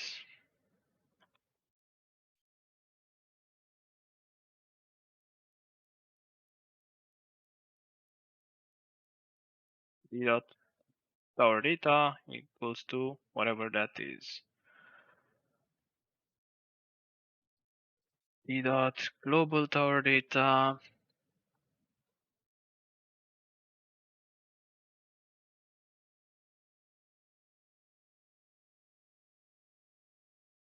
composite splines with an S.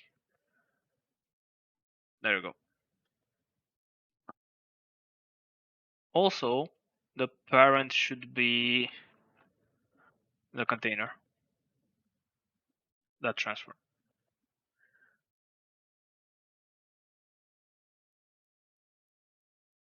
And let's do this.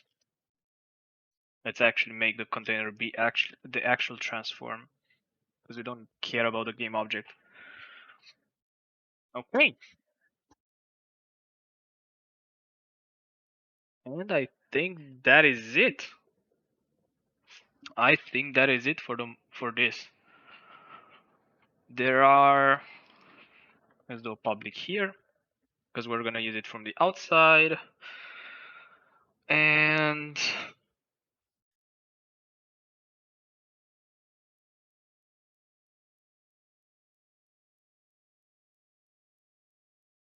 yeah, there's only one other thing that we need to do, and but that's not related to the tower builder, is this the part with the crystal.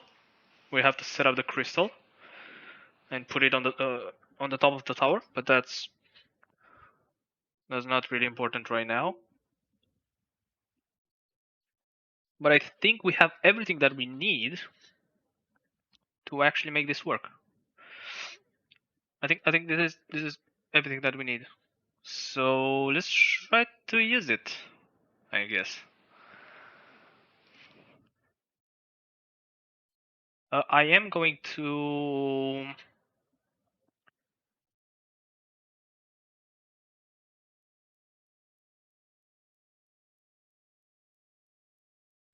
do this. Um,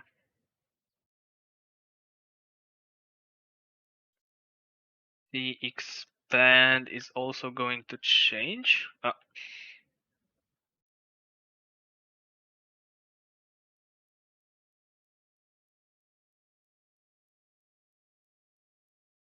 There we go. So basically, we've now disabled this class. I mean, it's still gonna do its things, or I mean, it's gonna load and stuff, but it's not gonna do actually anything. Let's rename this towerbuilder.org and let's make the let's first add the data. Builder tower, builder data, 5 modules per segment. Let's populate it with the data, modules manager, level list manager, and this. And now let's create a new component, or yeah, a new tower builder. Let's put it here. Maybe it's this. No, it's not that one. It's this one. Remove component. Save. And I think we're done.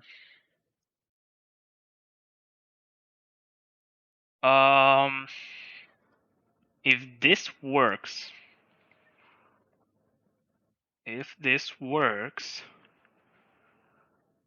or no, it won't work. It won't work yet. We have to add. Oh, but we never mind. We actually did that, right? Why is this changed though? Actually, wait, what? What has changed on the level definition?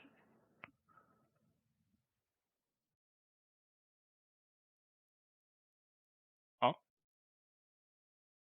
oh yeah. Okay, I've changed that. That's true. But what about the asset? What has changed on the asset itself?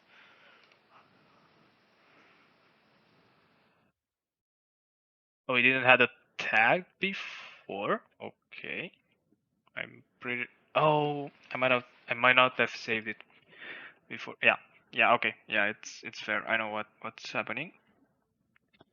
And I think we've added that tag, yeah, to the straight piece. So now,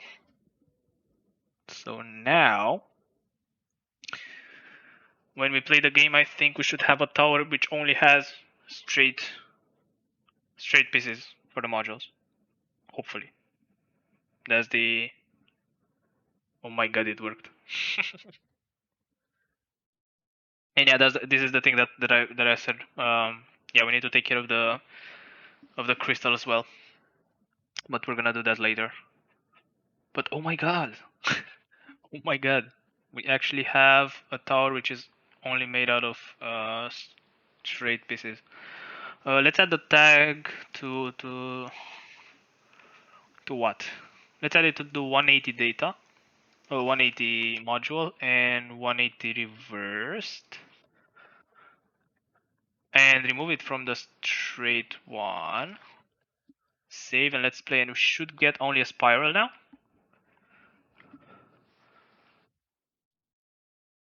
Holy shit. It works. Nice. Nice, nice, nice.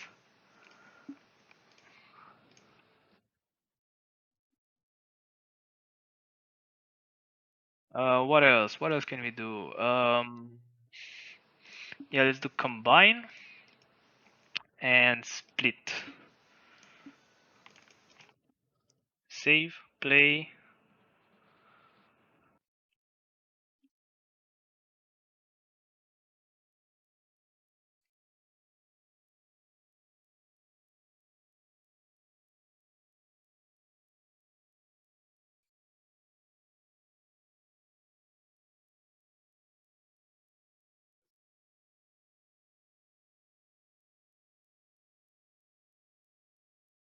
Hell yeah. It actually works.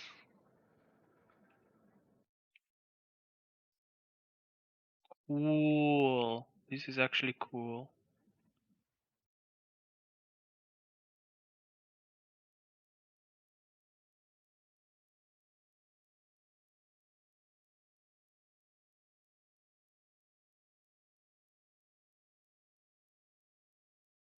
Nice.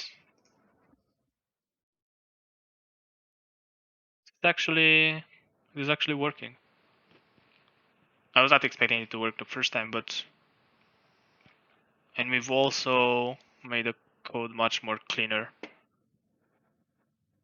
I have no idea why I haven't thought about async await, when I made the first tower. But yeah, this looks way cleaner. And moving this, the building of the composite splines in another class. Yeah, that's nice.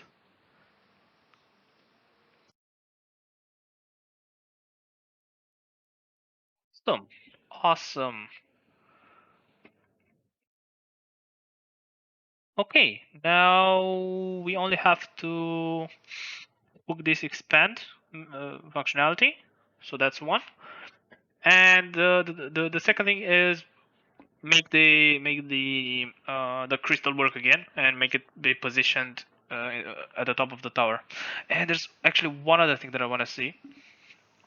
I mean, I know it works, but I just want to see it. Let's see how they are grouped. So components, tower builder, and there we go. We have a tower segment. So now what this means is that we will be able to move, and we will need this for some animations later on. We will be able to move newly spawned tower segments um, as a whole, because previously, and yeah, actually we can say that, but previously all the segments were thrown directly into the, or as a child of the tower builder, and you had no idea which were for the first segment, which were for the second, and yeah, that was a bit messy. But now, because they're separate, we will be able to distinguish between them and also move the segment as a whole and do some, as I said, some animations. Nice. Okay, so I'm going to take another short break, and when I come back, we're gonna finish this up, and yeah, we'll see from there. So see you in a bit. Okay, I am back. Okay, so let's continue with this. As I said, we need to hook up the expansion of the tower.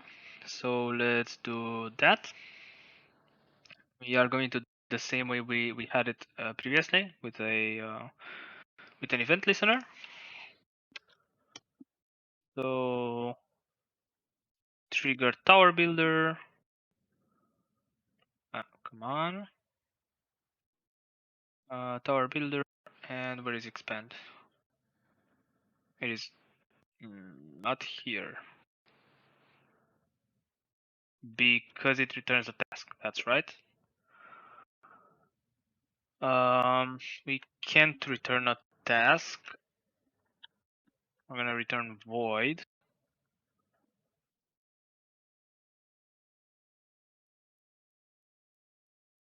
Yeah, we're not gonna wait for it because we don't care about waiting for it. We are, however, because I think we need to do this, put it in a try catch block and actually not try to the console, but let's do a log error e and game object.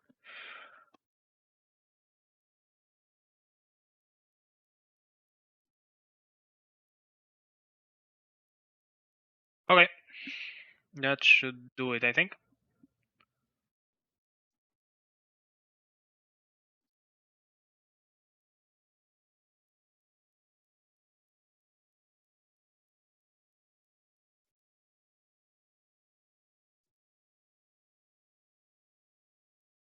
Okay, for a builder, and yeah, here we go.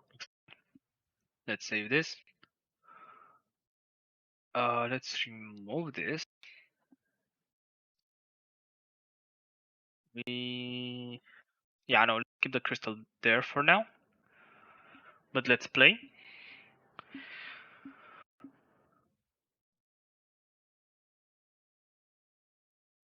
Okay, so now let's wait for this wave to finish, or actually for the whole level.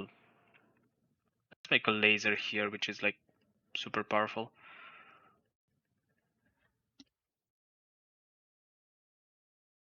Yeah, that should help us quite a bit.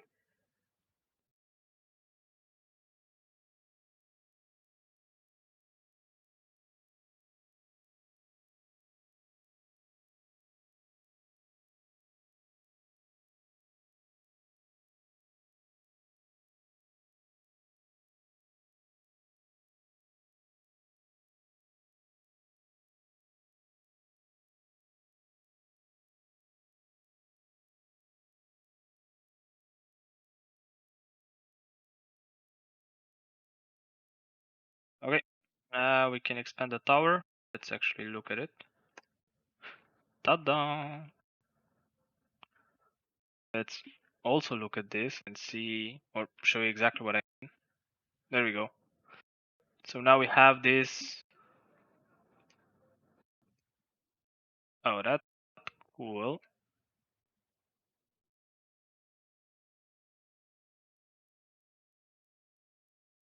I mean, sure, but hmm. Anyway, it doesn't matter right now. We can change it later when we do the animation. Yeah, we actually have them grouped right now,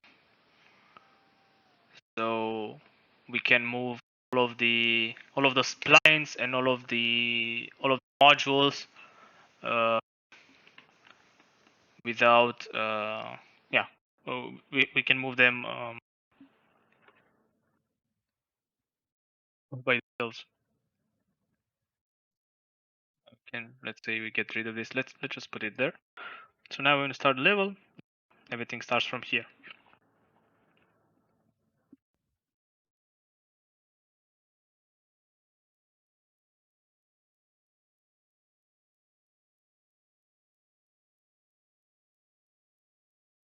Cool. Okay, so we also have this. And now the only thing left to do is um oh no, there is one other thing that we need to do here actually. And I'm really surprised it worked up until now. But we need to add this to the assembly definition.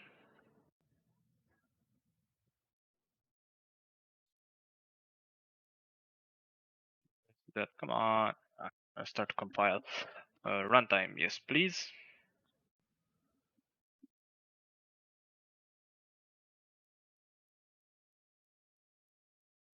And I have to get rid of this assembly definition reload. I actually don't remember why I've enabled it. Don't remember.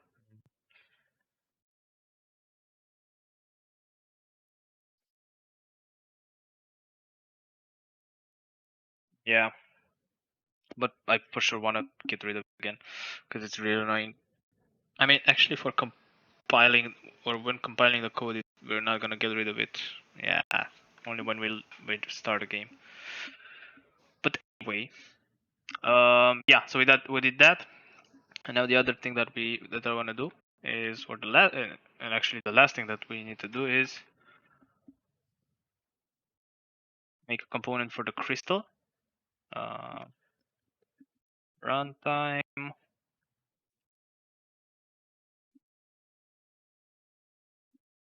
crystal manager.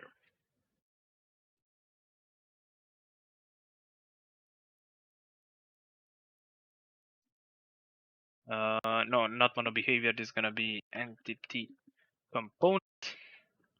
Yeah, sure. Do your thing there. Crystal manager.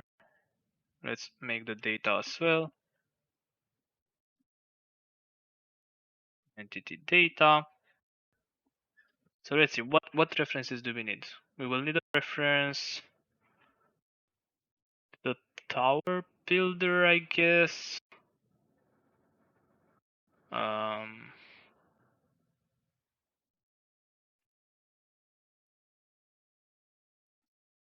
maybe.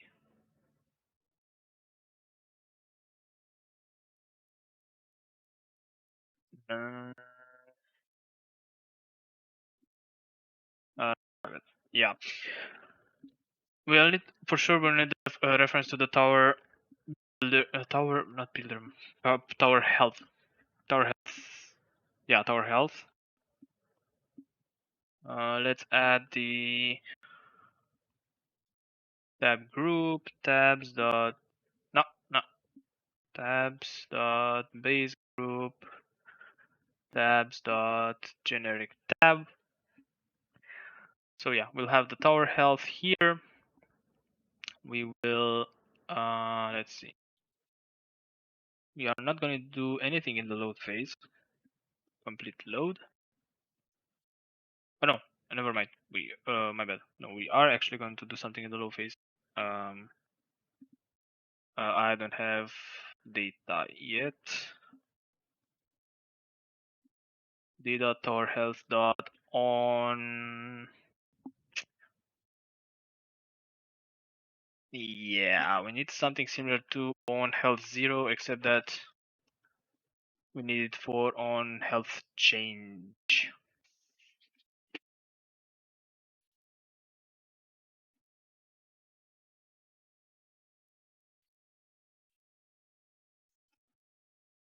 On health change, invoke. So this is for taking damage. This is for healing, and yeah, we need to get some things from here. So first we'll get this and move it here.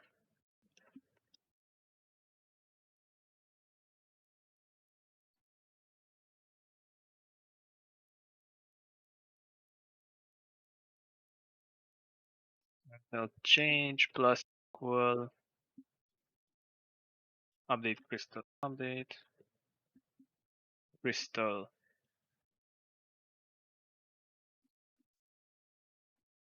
Nope. There we go. Let's see what update crystal does here. Oh, it does all of those stuff. So yeah. D dot crystal render. Yeah, we need to get the crystal renderer or references. So those two.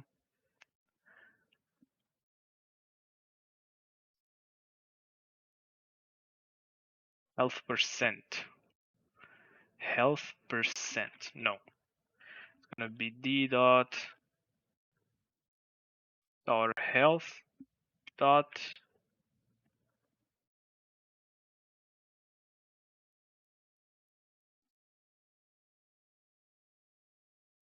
oh, let me copy this over.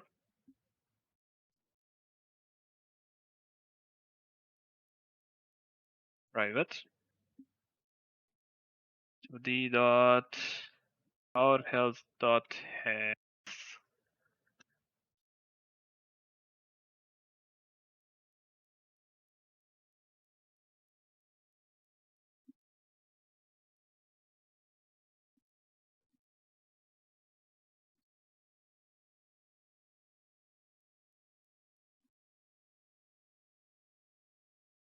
There we go.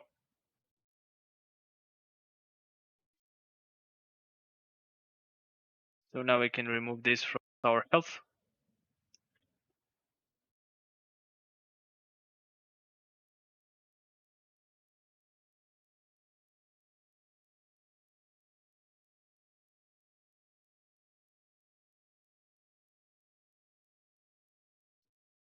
Okay, also in the data, we are gonna get rid of those.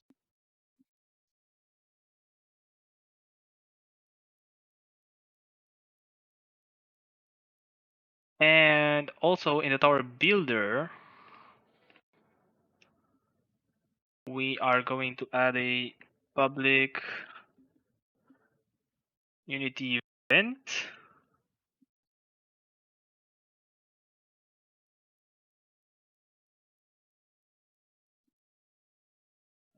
On segment built.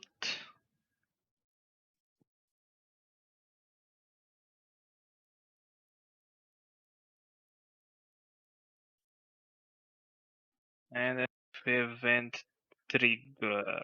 Yeah.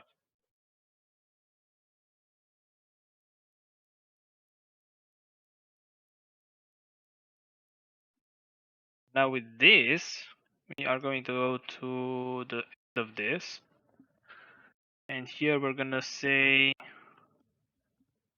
d dot this invoke, like so.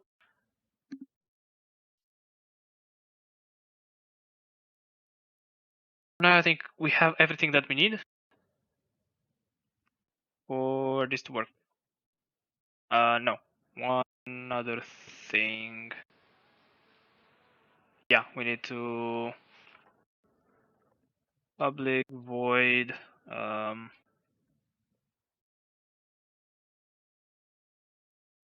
it's still, I mean, it's also update crystal, or we're gonna call it reposition,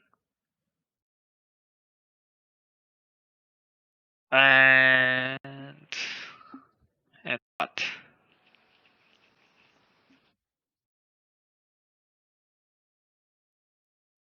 We kind of, or no, we need to know how high the tower is. Hmm. Which is not a problem if we have a tower builder.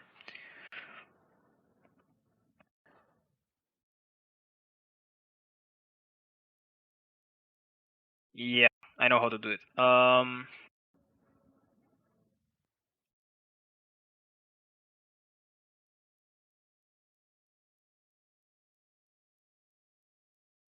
I don't really like it actually.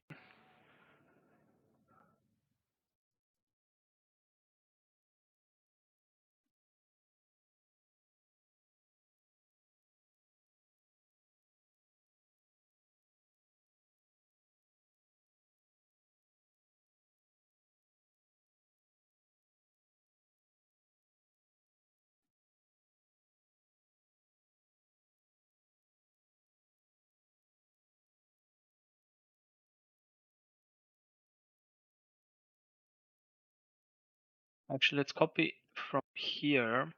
Let's go to the function that does this. Yeah, this part. Let's just get this and just replace whatever we need to replace here. Um, we will also need public game object. Game object? No, transform. Still. Let's copy this.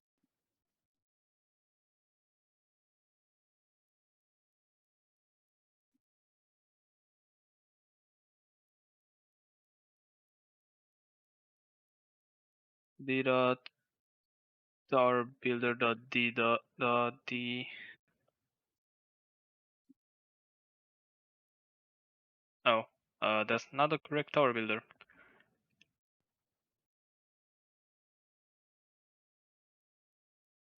Not here, but here. Yeah. Builder runtime.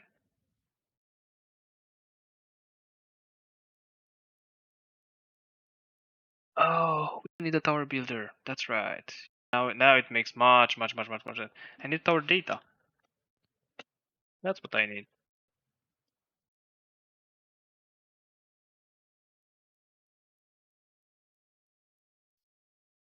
Tower data dot module instance dot length or whatever count.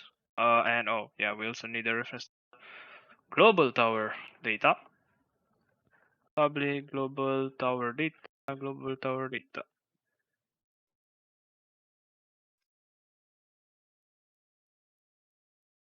Dot global tower data. Get the thing.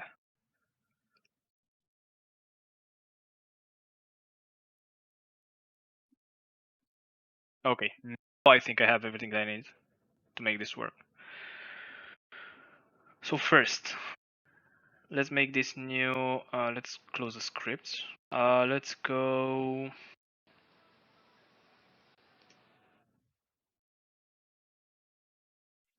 some.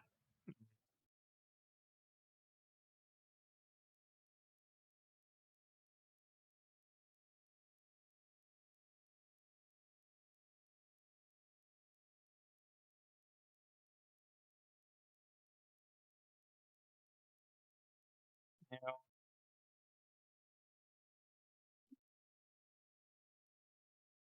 okay, let's go to the tower and let's do the following. In the tower builder, on segment build, we're gonna call this trigger. Save that.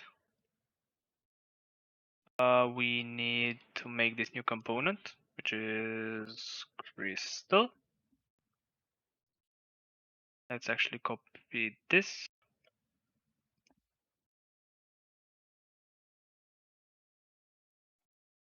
Crystal model. Crystal manager data. Sure. Crystal manager. And now let's populate this. Tower health, tower data, global tower data. This is the crystal. This is the renderer, and this is the renderer for the inside. Okay. And now in here,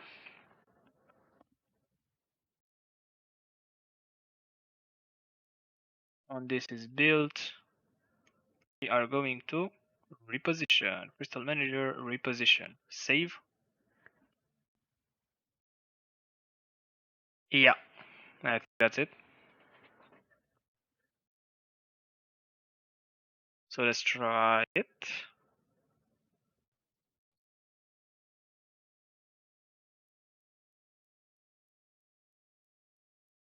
Oh, we have an error.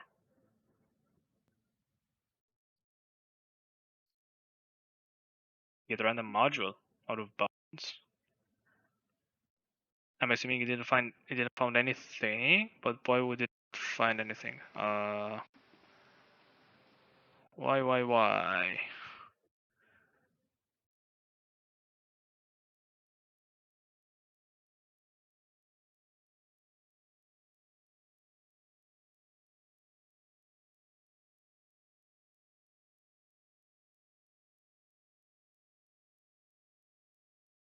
Huh?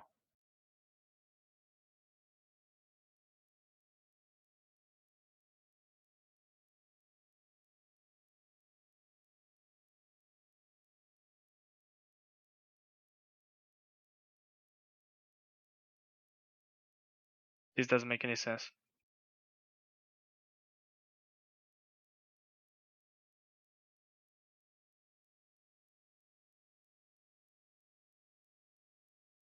Those two have the tag, so how can it not find anything?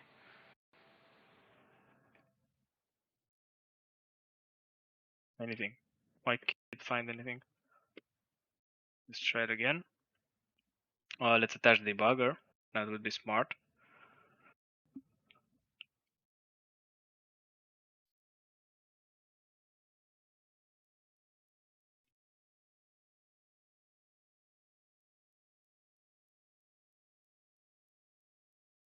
No modules. What tags do we have? No tags. Wait, what? Why would we have? Wait, what? Why don't we have any tags?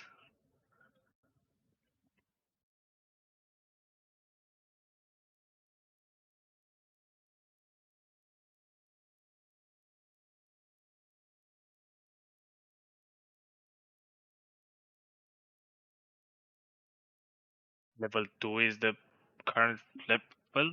What? How can the level? How can the second level be the current level? That doesn't make sense.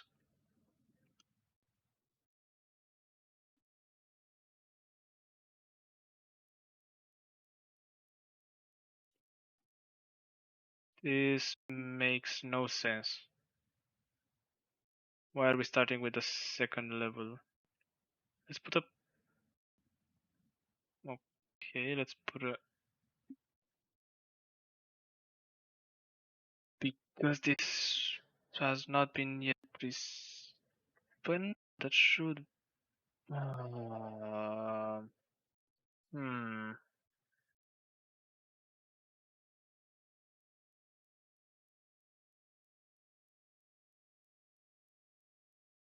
Wait a second.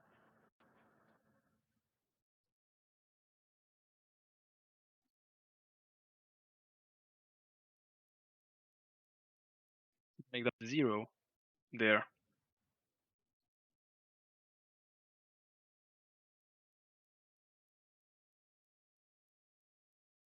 Okay. Let's try this again with that change.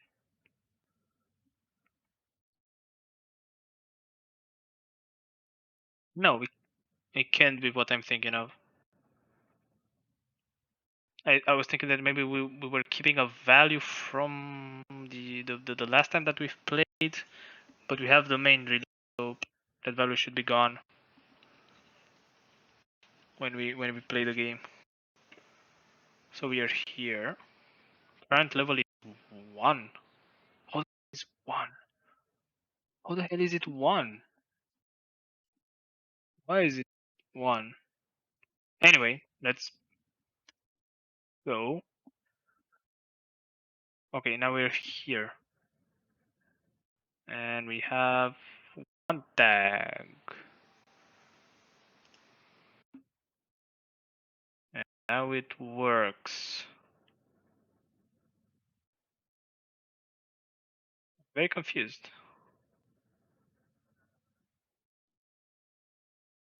This is serialized. No.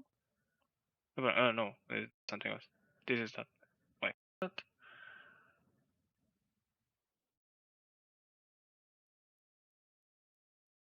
Why did we get a 2?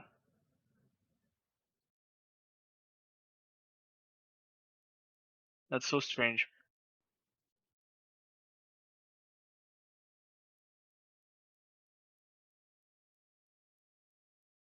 But that makes me think that I should do this reset everywhere.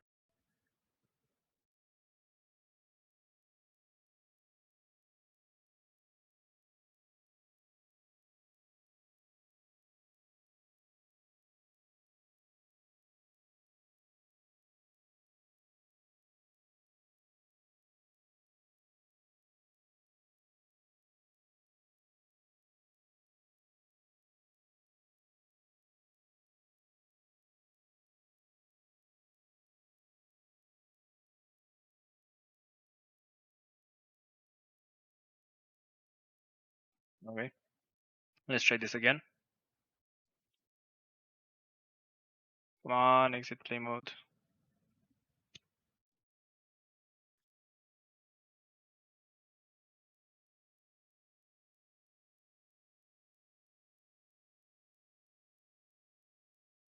Then. Uh,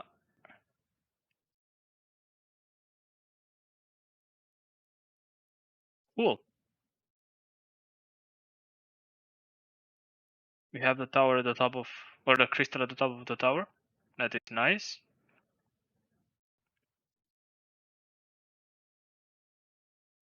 Let's wait for those enemies to reach the top so we can see it also update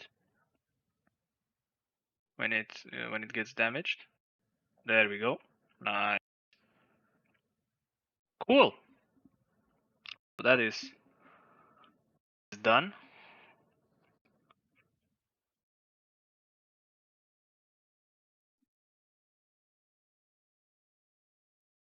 Now just to make it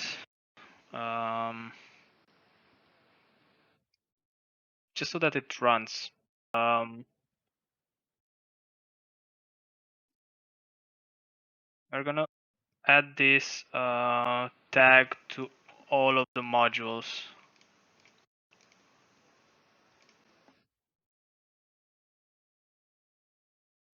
Can I clear? No, I can't, but I can add.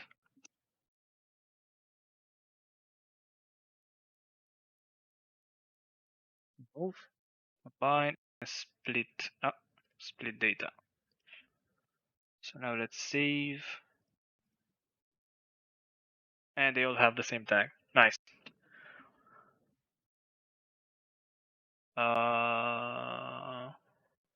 Levels editor. Let's go to my area. And let's add this tag. Okay. So now when we play, we should have the same behavior that we did previously, with the exception that we will be able to start with multiple. Whoa, whoa, whoa, whoa. Well, now this failed. Wait, what? Why? Why did this fail? Why did this fail? Because why did this fail?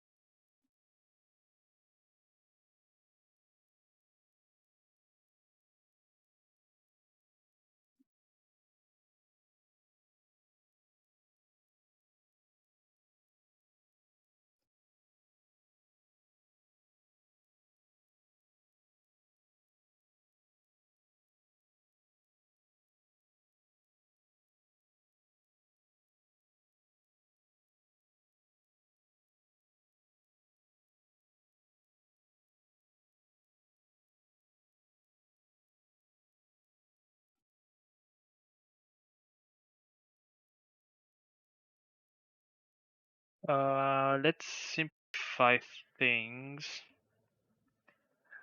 Um, let's go to the tower and remove the old tower builder. Even though it should be neutral and it doesn't do anything anymore. Let's just get rid of it. Just to be safe. Okay, so that's one. Everything here is set up correctly. Crystal manager that this should be fine. Any disk has been checked.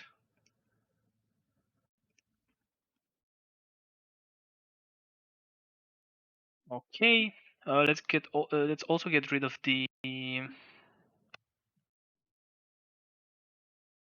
Actually, no. Let's first check if this is used anywhere. It shouldn't be used anywhere. It is not. So now we can just get rid of it. Let's just delete the file. And now, yeah, we can get rid of this.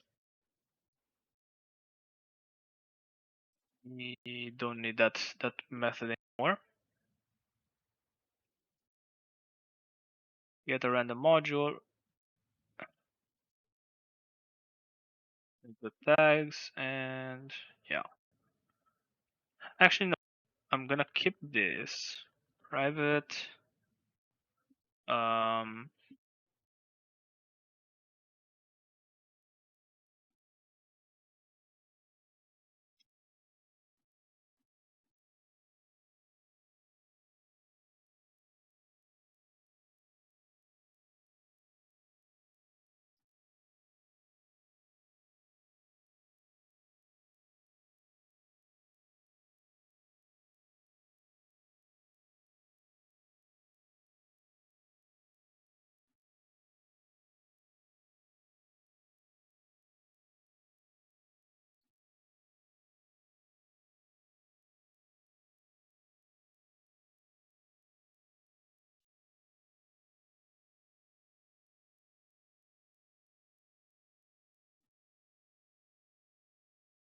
Oh.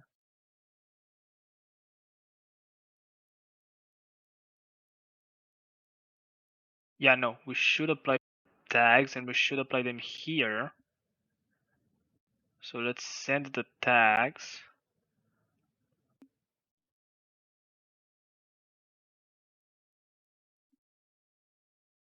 So we send the tags.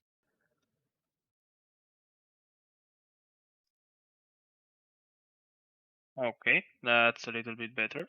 This I think should be, yeah, it can be a static. That's fine. Okay.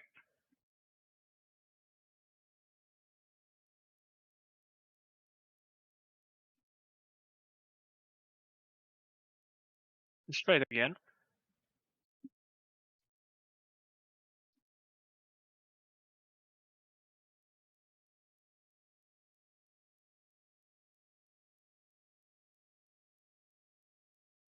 Of course it doesn't work. What the Of course it doesn't work. Why would it work? Yeah, no. I mean, no, wait, no. It should work. No, never mind. No, it should work if this method is actually called. Let's put a breakpoint here, because I have the impression that this method is not actually called.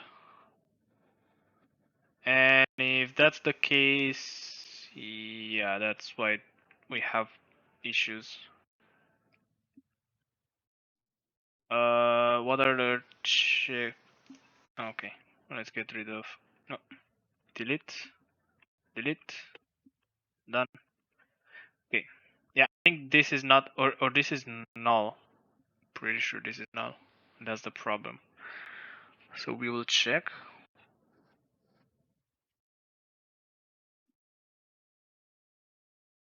Okay, we're here. Obviously, when I is 0, yeah, this is gonna be null. That makes a whole lot of sense. I'm okay with that. Now, well, this is 180.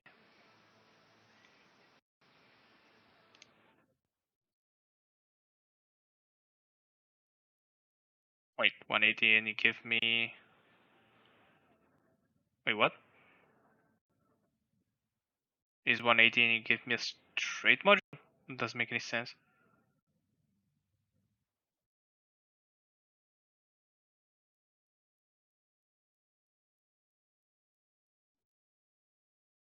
Uh, get all the modules that are connected to this and get only the... Yeah, no, that should be fine. Wait, whoa.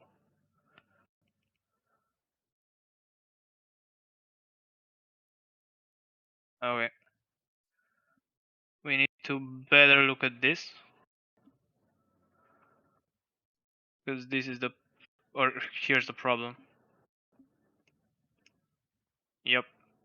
So we have tags. We have one tag. Let's get inside of this. What's the previous? So this is the straight piece. Cool. Let's step inside this. No, no. And okay, have one tag.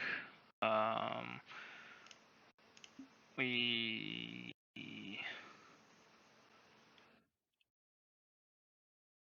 have four possibilities, which is already not correct.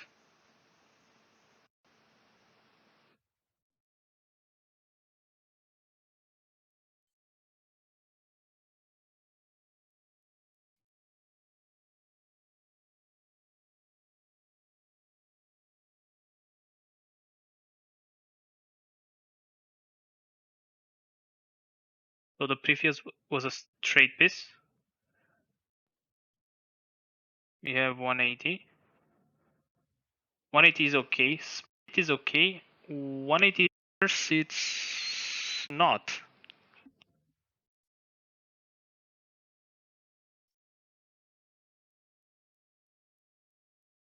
Why did we get 180 reverse? Is the question.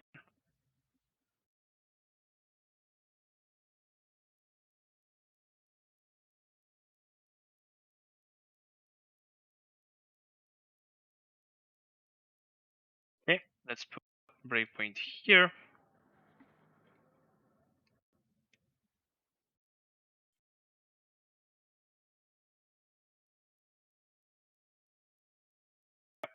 This reverse bit shows it's not correct. Let's try it again. We're gonna remove some of the breakpoints, like this one, because we don't care about this one. This one we don't care about it as well. So here, what's the origin? So we have helix. We start with helix. There are there's also helix itself. So we have helix, we have straight, no, we have helix, parallel, and combine. Those are the three possibilities right now that we could have for this. So let's look at our modules, I guess. We have 7 modules. Let's make sure that those are the ones that we. Yeah, so it's the straight, 180, combine, split, 180 reverse, helix, and parallel. Yeah, those are the ones.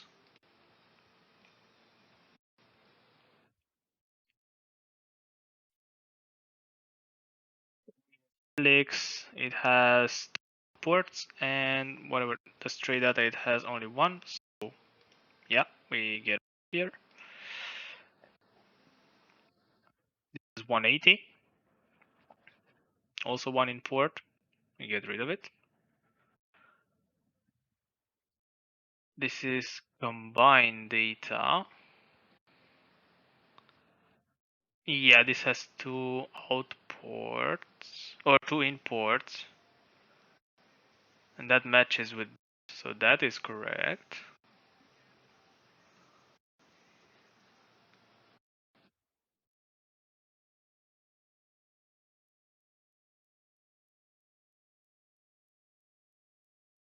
Original angle set 0 and 270. And this has 0 and 270. So with the helix, combine is a valid one. Split is not. 180 reverse it's not, because also it has one in. Helix it is. So if you go here, this also has 0 to 70. That's right. Parallel, this should be as well.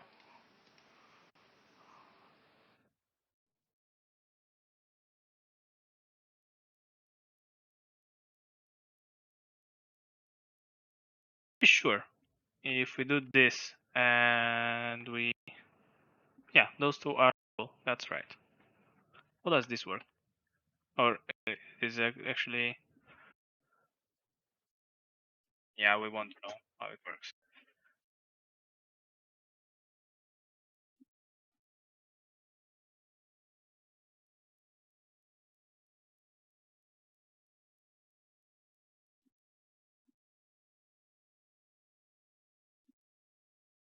Yeah, whatever. Okay.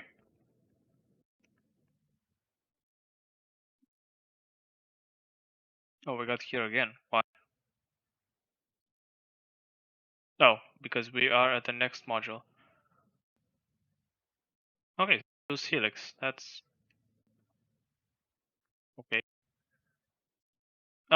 Oh, we have actually the possibility to test that what we get out of this is actually what we want. So let's do this.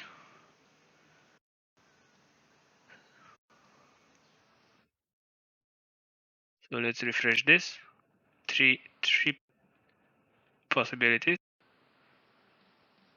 Helix and parallel. Yeah, as I said. Yeah, that's the one. There are 3 that remains. Uh,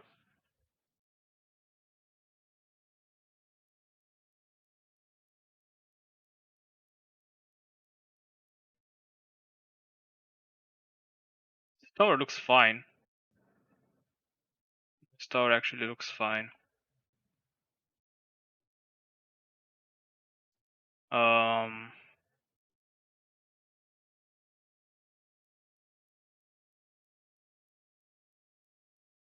Let me just have a look at the modules a bit.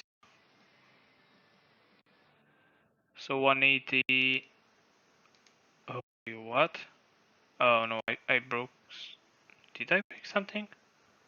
Oh yeah, I did. 180 is wrong.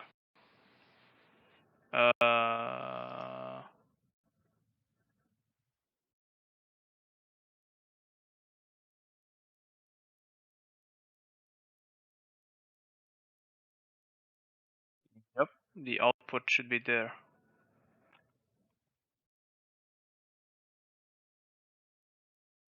180 reverse. The input should be there. Combine. That's missing and no, it's not missing an import. It's not in the correct position. So that should be like that. Which is this? This combine. Helix. Also set up wrong. Okay, we have a problem. I mean, obviously we have a problem. I hope it's not from my code.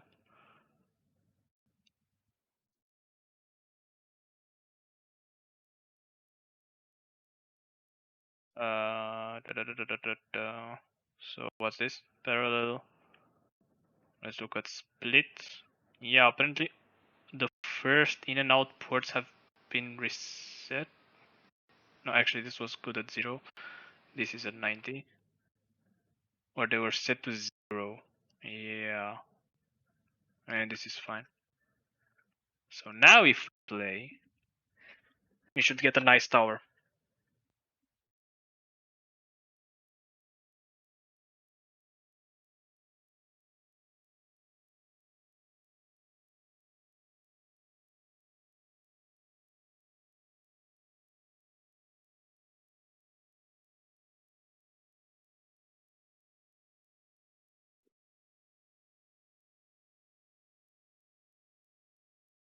Okay, now it's fine. Let's try to create a taller tower.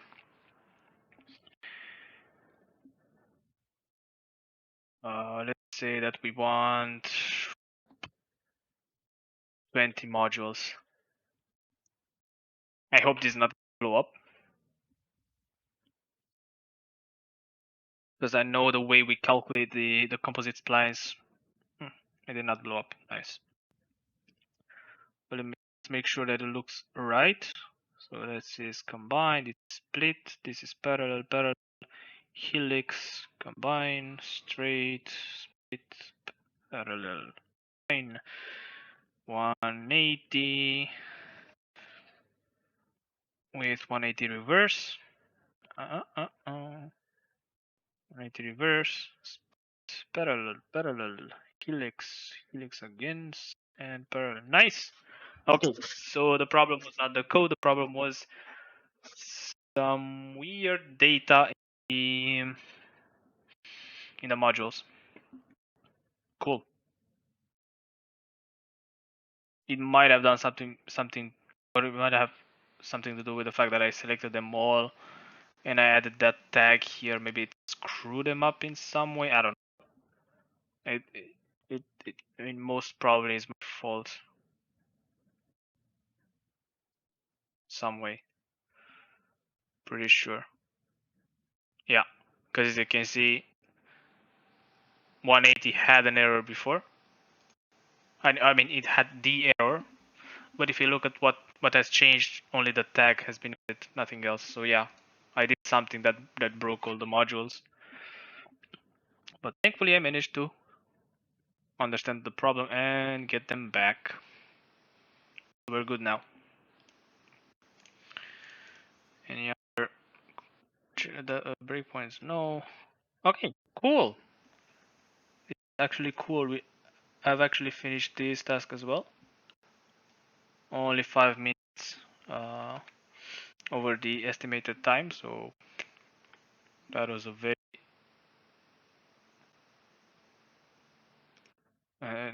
very good estimation on my part. So feature, cool.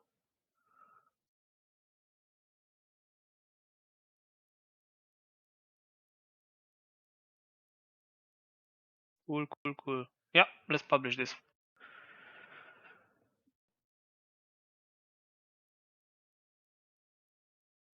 Okay, so uh,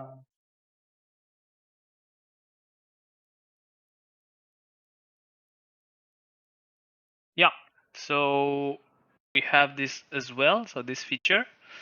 So now we will be able to choose what modules are used for each level.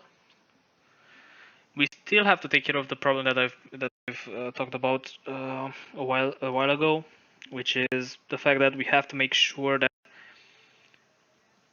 when we move from one level to the other, um, like the next level, the level we move to, or yeah, that level must have uh, at least one piece that can connect to each of the pieces from the previous level.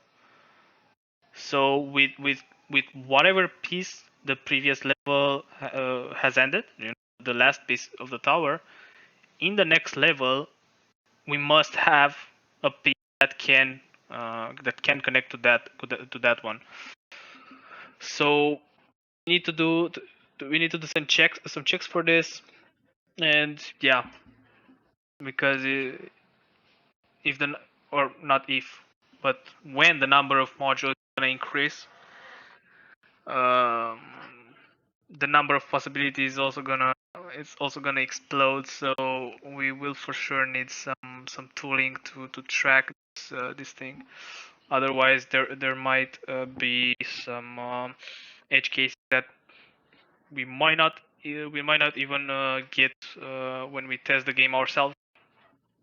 So we have to make sure that whatever combination of modules the game is gonna choose for a tower, we have to make sure that that is a valid combination, not only for that segment, but for all of, but also for the next segment in the from the next level. Okay, but we're gonna do this in another. So for now, we're done with the stream. We have worked on this on this refactor of the tower builder. I I I didn't thought we will do it so soon. I knew I had to do it, but I had no idea we're gonna do it. We're gonna do it so soon. But yeah, it is actually nice. We have a nice thing with the tower builder now. So yeah, we'll be able to easily expand on it because there are more features that we need to put to tower builder, and now that we have a much more cleaner code, we will be able to easily add those new features pretty soon in the future. Maybe next stream, maybe in a couple of yeah yeah. Anyway, soon we will need to add some new features to the tower builder. So um, this refactor is very welcome. Okay, so yeah, this is gonna be it for this stream. So yeah, we're gonna continue. I don't know. I don't know when. I'll see when I'm gonna do the next stream. But anyway, thanks for being here and see you on the next stream.